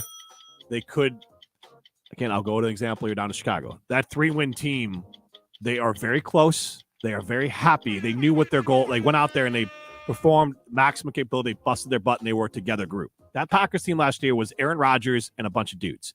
And I think that will be better this year. And I'm not blaming Aaron Rodgers for it. Again, he's 39 years old, a bunch of younger guys. I think this team is going to have a very much of a togetherness feel that maybe we didn't see over the last few years, but they're going to be far worse. All right, now you're talking about Chicago, and it is National Deep Dish Pizza Day. What is the best type of pizza, Jim? We'll start with you. It's not deep dish. That is a once in a while pizza. Yeah. So down in Chicago, I went to Giordano's and I got a thin crust, the Chicago thin crust for my girls. That was really good. So honestly, if I was going to do it, like a thin crust version of it's wherever I'm going. So like, for example, there's some places in Oregon, Maria's and La Roca's, that they have their like house pizza. So I want a thin crust version of their house pizza, whatever pizza that you make the best. So it's usually some sort of supreme thin crust that is your own original like recipe. I don't want to go to like a chain pizza place. I want a local pizza place that's got 1 or 2 locations at the most that's making their like, this is our pizza. That's what I want. I don't want anything funky. I want like a good this is our pizza. We're a mom and pop shop. This is our recipe. This is our stuff. Yeah, I tend to agree. I love a good deep dish pizza, but he's right about it being only once in a while. But I would still argue that is the best pizza, right? Like, but it's got to be done right. It's got to be done right. And I have had bad deep dish pizza, right? Like the middle is cold. How do you do that, right? If you go down to Chicago, get a good deep dish pizza, nothing's better. I would say, like, you got to go to Chicago for the deep dish. You got to go out to New York to really get that New York. Yeah, New York style's good, though. Anyway. And I've had that. And I will say, when I lived in South Florida, there was a lot of New Yorkers, like Brooklyn, that moved to South Florida. They would have pizza places down there. So I feel like I got a good facsimile. It wasn't probably fully it. What but was that word? Facsimile. What the hell does that mean? I believe it just means similar. Okay. Anyway, is there such thing as a bad slice of pizza? Like I mentioned how it was cold. It was still tasty. I don't know that there's facsimile.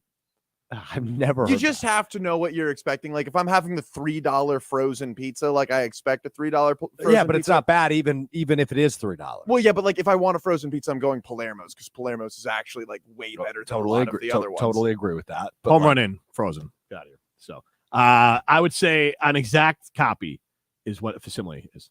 Okay. It's short facts. Where do you think they got it from? I'm sorry. All right. Anyways, I was gonna give you the win, Jim, but that was a weird side tangent. And so Alex wins in an upset walk-off, just like the Brewers. It's like Garrett Mitchell, channeling my inner Garrett Mitchell. Eric Dame coming up next. We're gonna ask him to put together a dream lineup. This is Rutledge and Hamilton presented by Coors Light. You're listening to Rutledge and Hamilton, presented by Coors Light. Miss any of the show? Find full show podcasts free on Wisconsin On Demand and wherever you get your podcasts. The best quality roofs, siding, windows, and doors, expertly installed and at an affordable price. Hi, this is Bo from Ridgetop Exteriors.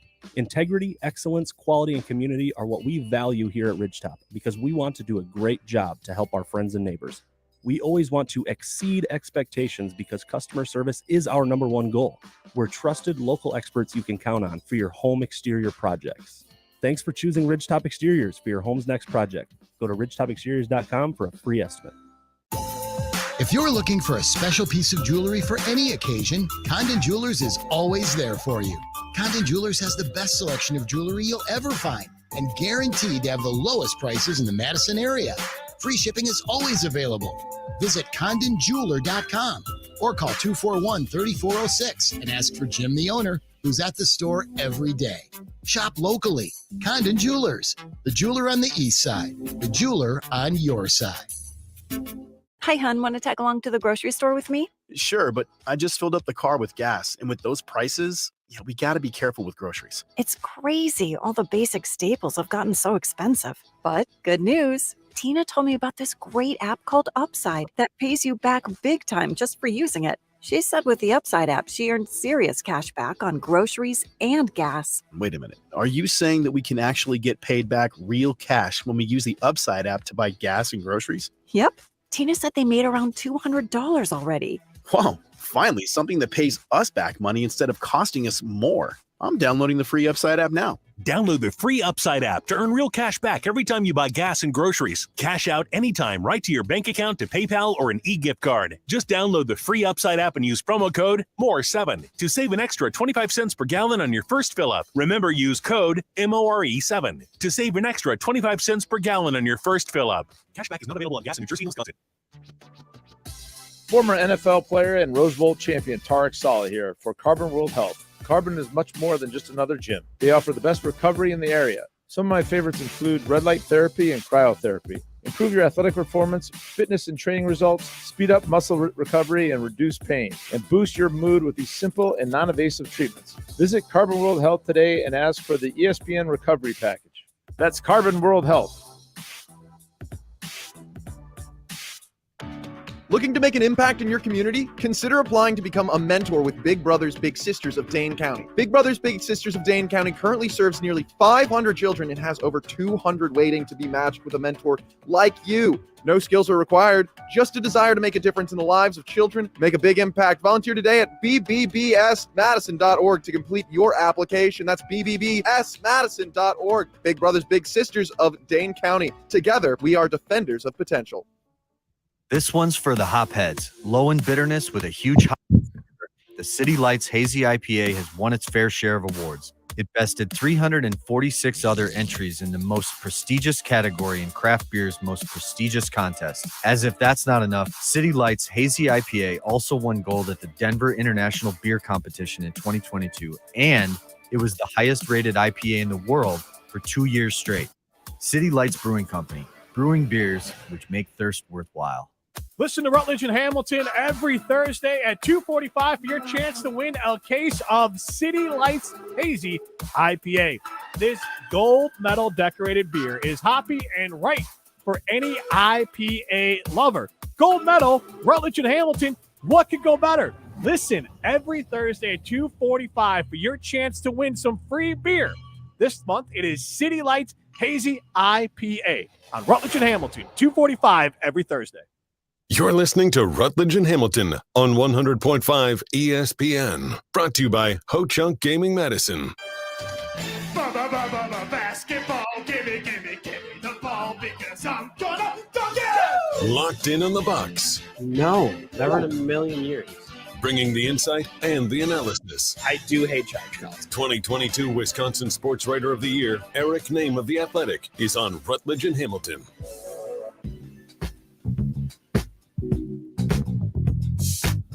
Been a while since I've had an opportunity to talk with Eric Name, and I want to ask him about the MVP and number one seed for the Milwaukee Bucks. But I just want to ask a little inside radio.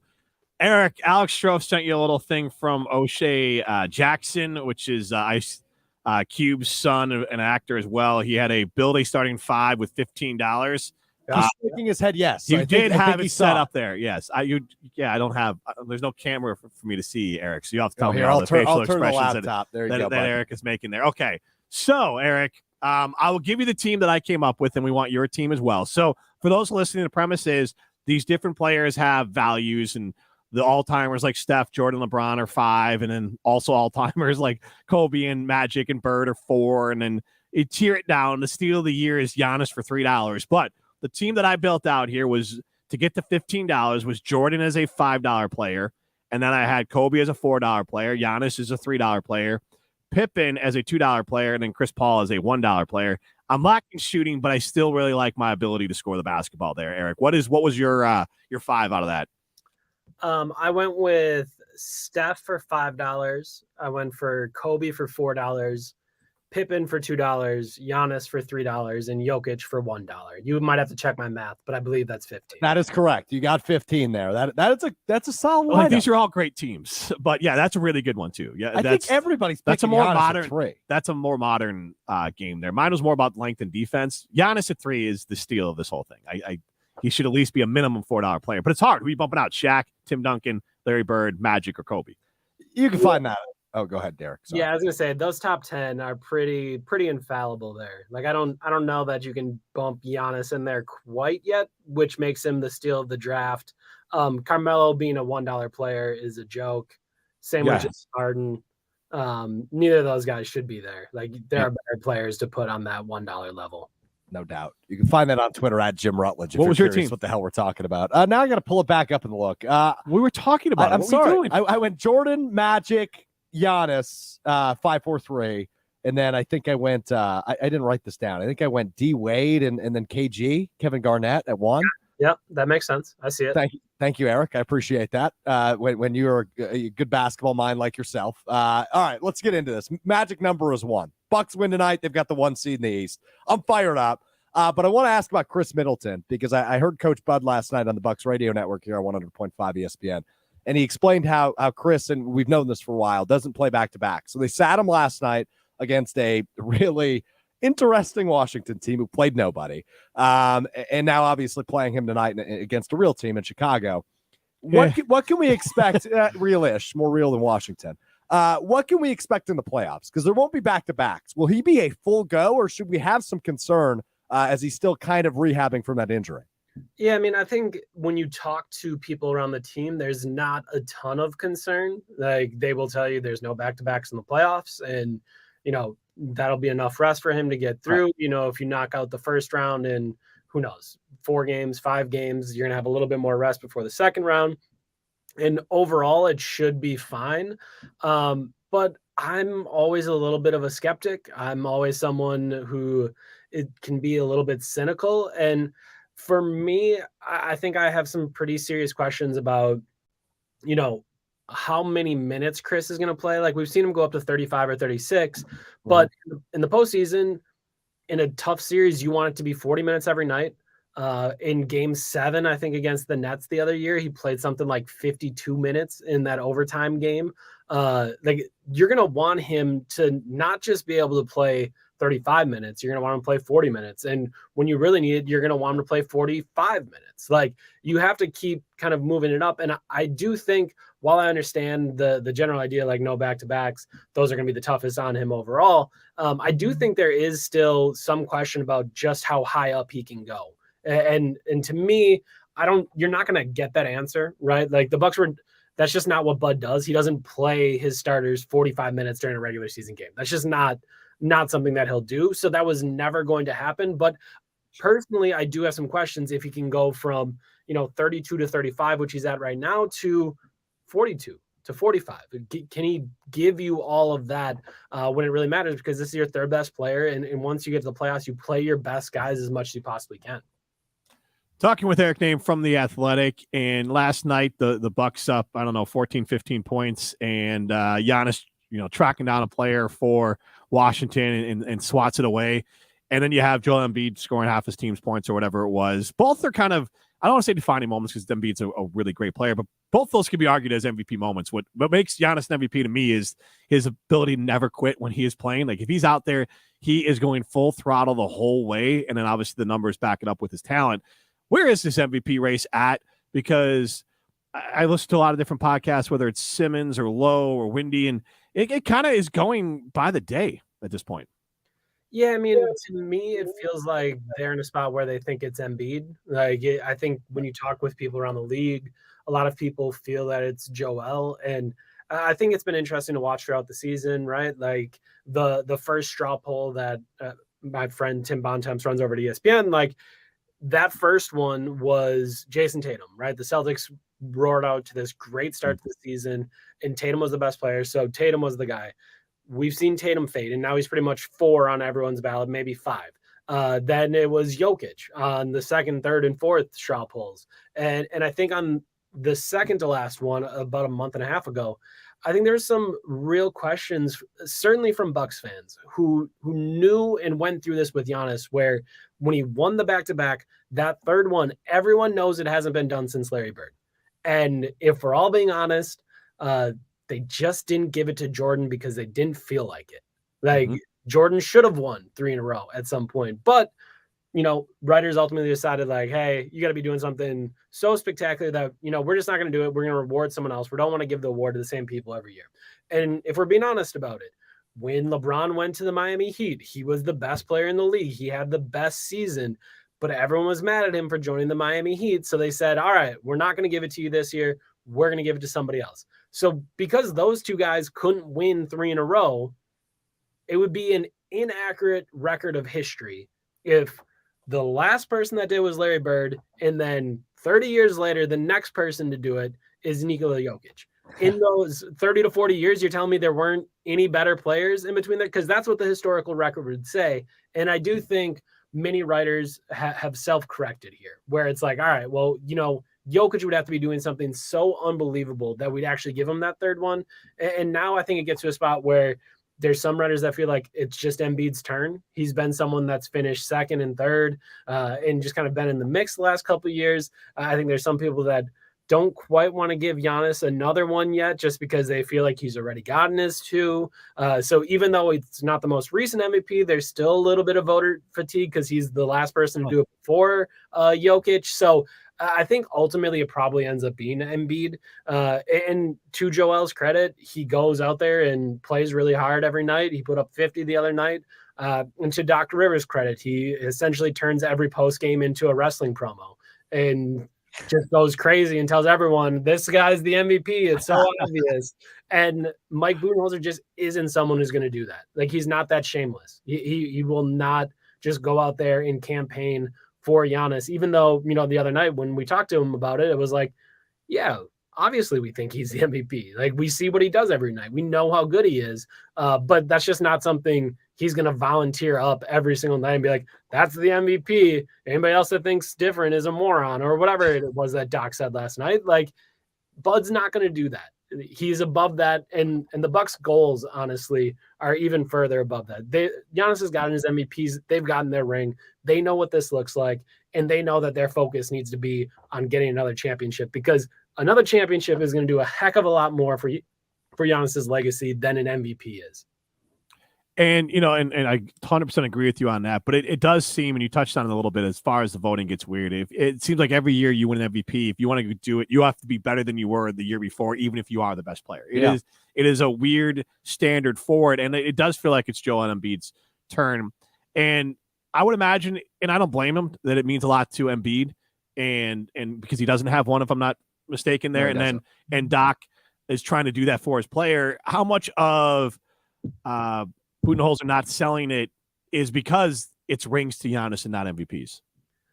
I just think that's just never been Bud's character. That's never been Giannis's character. Even in the years where Giannis won MVP, you know, along the way, it was never maybe quite as blatant as it's been with Embiid over the last 5 years, as it was with Harden 5 years ago, as it was with I don't even want to say it was Jokic campaigned for it a lot, but Michael Malone did that in the last couple of years.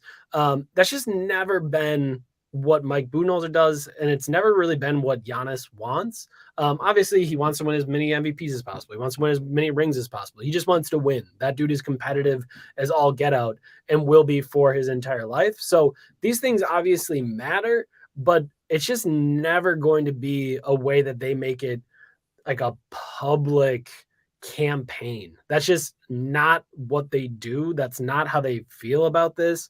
And frankly, I think they believe that they're a little bit above it. Like, if you think he's the MVP, it should be self-obvious. And if it isn't self-evident and obvious to you, then you're just not paying attention. Because I think when you look around the league, there's gonna be a lot of people that say Giannis Antetokounmpo is the best player in the league right now and has been for the last 4 seasons.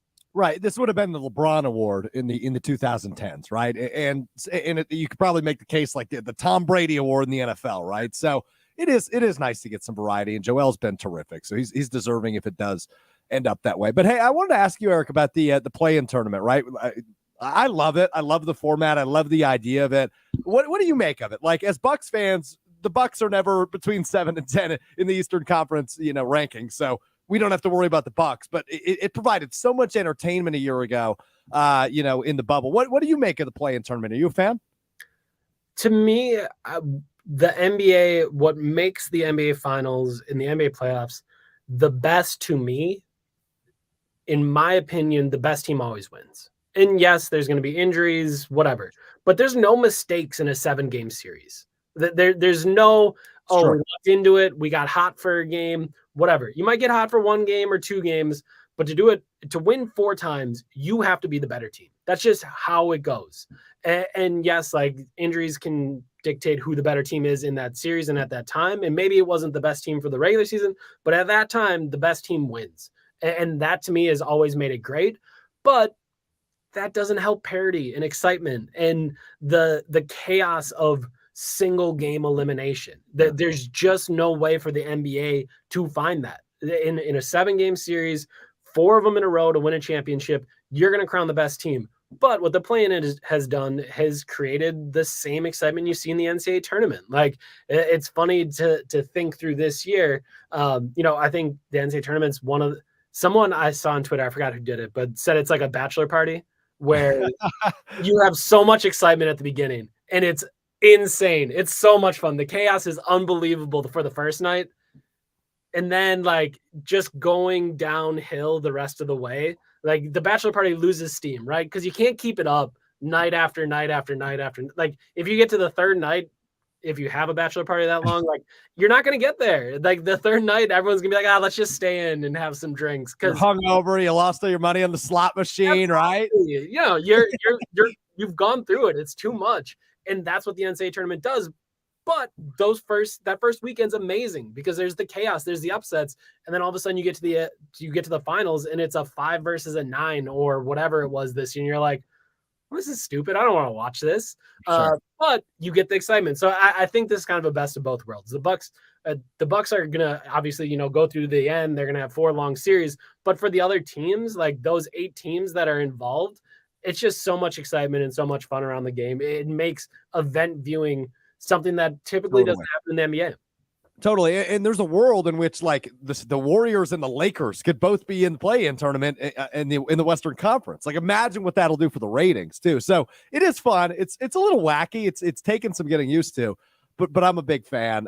Bulls Bucks tonight in Milwaukee, Eric. What do we expect tonight? Obviously the Bulls they're still live if I'm not mistaken. So they're still playing for position. They're in the play-in game. They're in the play-in tournament.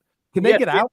No, they are not just alive. They are solidified in there. But they're in it. Yeah, they're in it. But where they're at is a spot where they're going to be working on the jockeying for position, right? Like you want to get to that 7-8 spot because then you can lose one. And you get that second chance when you play the winner of the 9-10 games. So the Bulls are still jockeying for position. They're going to be playing hard tonight.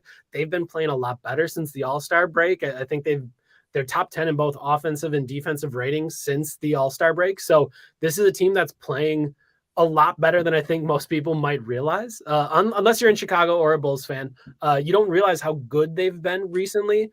So with that being said, like I think it's going to be a real battle tonight. The Bucks have not really struggled with the Bulls often until this year. This year has been a real struggle. They've lost to the Bulls twice this season. So it should end up being a good one at Fiserv Forum.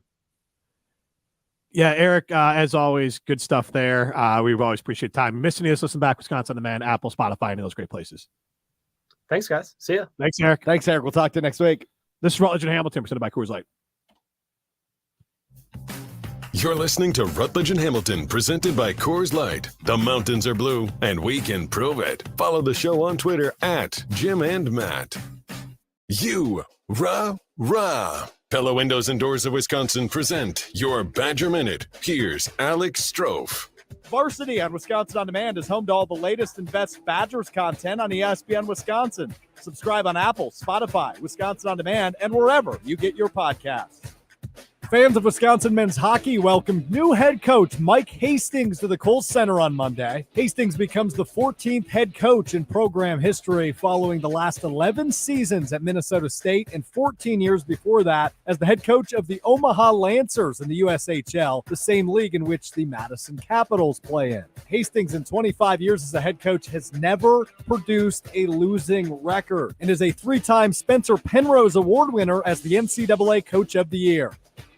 Right now at Pella Windows and Doors of Wisconsin. Order by April 30th and get 0% APR for 48 months. Visit PellaWI.com/radio. Hey, Matt Hamilton here. And whether I'm in the gym curling dumbbells or out on the ice curling stones, Iron Jock is my go-to apparel to stay stink-free. Their state-of-the-art silver ion technology is guaranteed to keep you feeling fresh and provide odor-fighting protection for as long as you own it. As a Wisconsin-based company, Iron Jock provides high-quality performance apparel that's designed from the inside out. Visit ironjock.com to get your Iron Jock apparel and use code ESPN25 for 25% off. Iron Jock. It's what's inside that matters. Since J&K Security Solutions opened in 1987, our attention to detail and customer service have been our strongest assets. I'm President Jeffrey Beckman. We'll always do our best to find the most efficient and cost-effective solution to every job we tackle. Whether it's security for your home or business, installing video surveillance, or being able to control your garage doors from your phone, we can help you feel empowered with simple and user-friendly technology. Let's work together to secure your home or business. jksecurity.com. Whether it's football or basketball season, Tanner's Bar and Grill in Middleton is the place to be, and they've now relocated to a brand new location right across the street from Costco. You'll experience great everything and provide the best atmosphere for all big games. Tanner's Bar and Grill in Middleton offers things for the family too, with a full arcade for the kiddos. Visit Tanner's today, located in their brand new location right across from Costco in Middleton.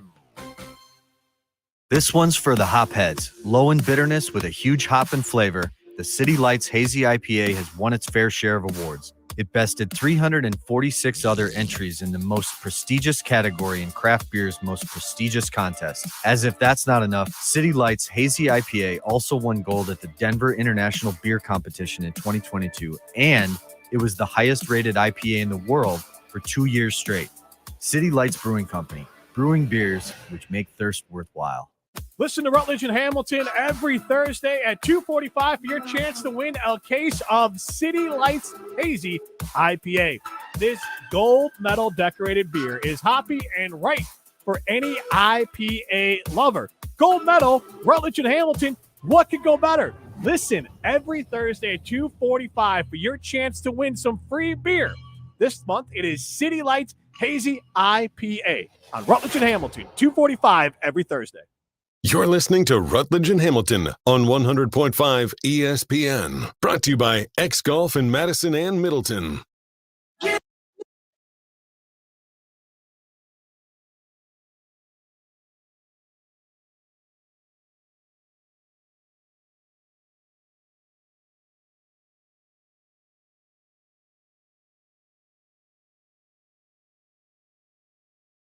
At Canopy Wealth Management, they take the time to truly get to know and understand the dynamics of your values, goals, and plans for your family. No family fits their goal, and neither should your financial plan. At Canopy, their clients' financial goals are something they're constantly striving to help reach maximum potential. Why they work solely in your best interest, you define your goals, and they work towards making them happen with their comprehensive financial planning. Go to canopy-wealth.com to get started with them today. That's canopy-wealth.com. This is Rutledge and Hamilton, presented by Coors Light. He's Alex Strofe. I am Jim Rutledge. Matt Hamilton back either Monday or Tuesday next week. They just lost to Italy, so maybe it'll be Monday. But Jimmy, show some respect. His bracket ended yesterday. We didn't get to that because he wasn't here. The poll for his That's So Wisconsin bracket. What one? I don't know.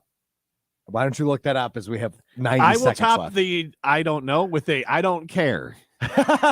Hey, this is gold, man. Let Matt cook. And Matt's not here. So you know what? You have this baby that you want to birth and you're not going to be around for it. You don't get the results. Just not do like Matt can bring him up when he's back. I told him from the get-go, he didn't have cheese curds in the bracket. I said, put cheese curds in the bracket and I guarantee it wins.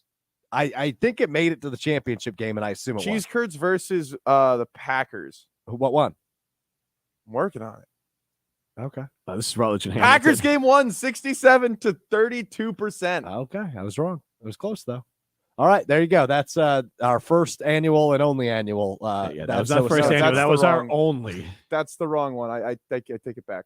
Okay. Well, this is just awesome. Just like the whole bracket challenge. Even better. This is an appropriate end. Yeah. I didn't want it. Yeah. I don't want it said now. Yet we're still trying to dig up these results. Yeah. I'm fine without them.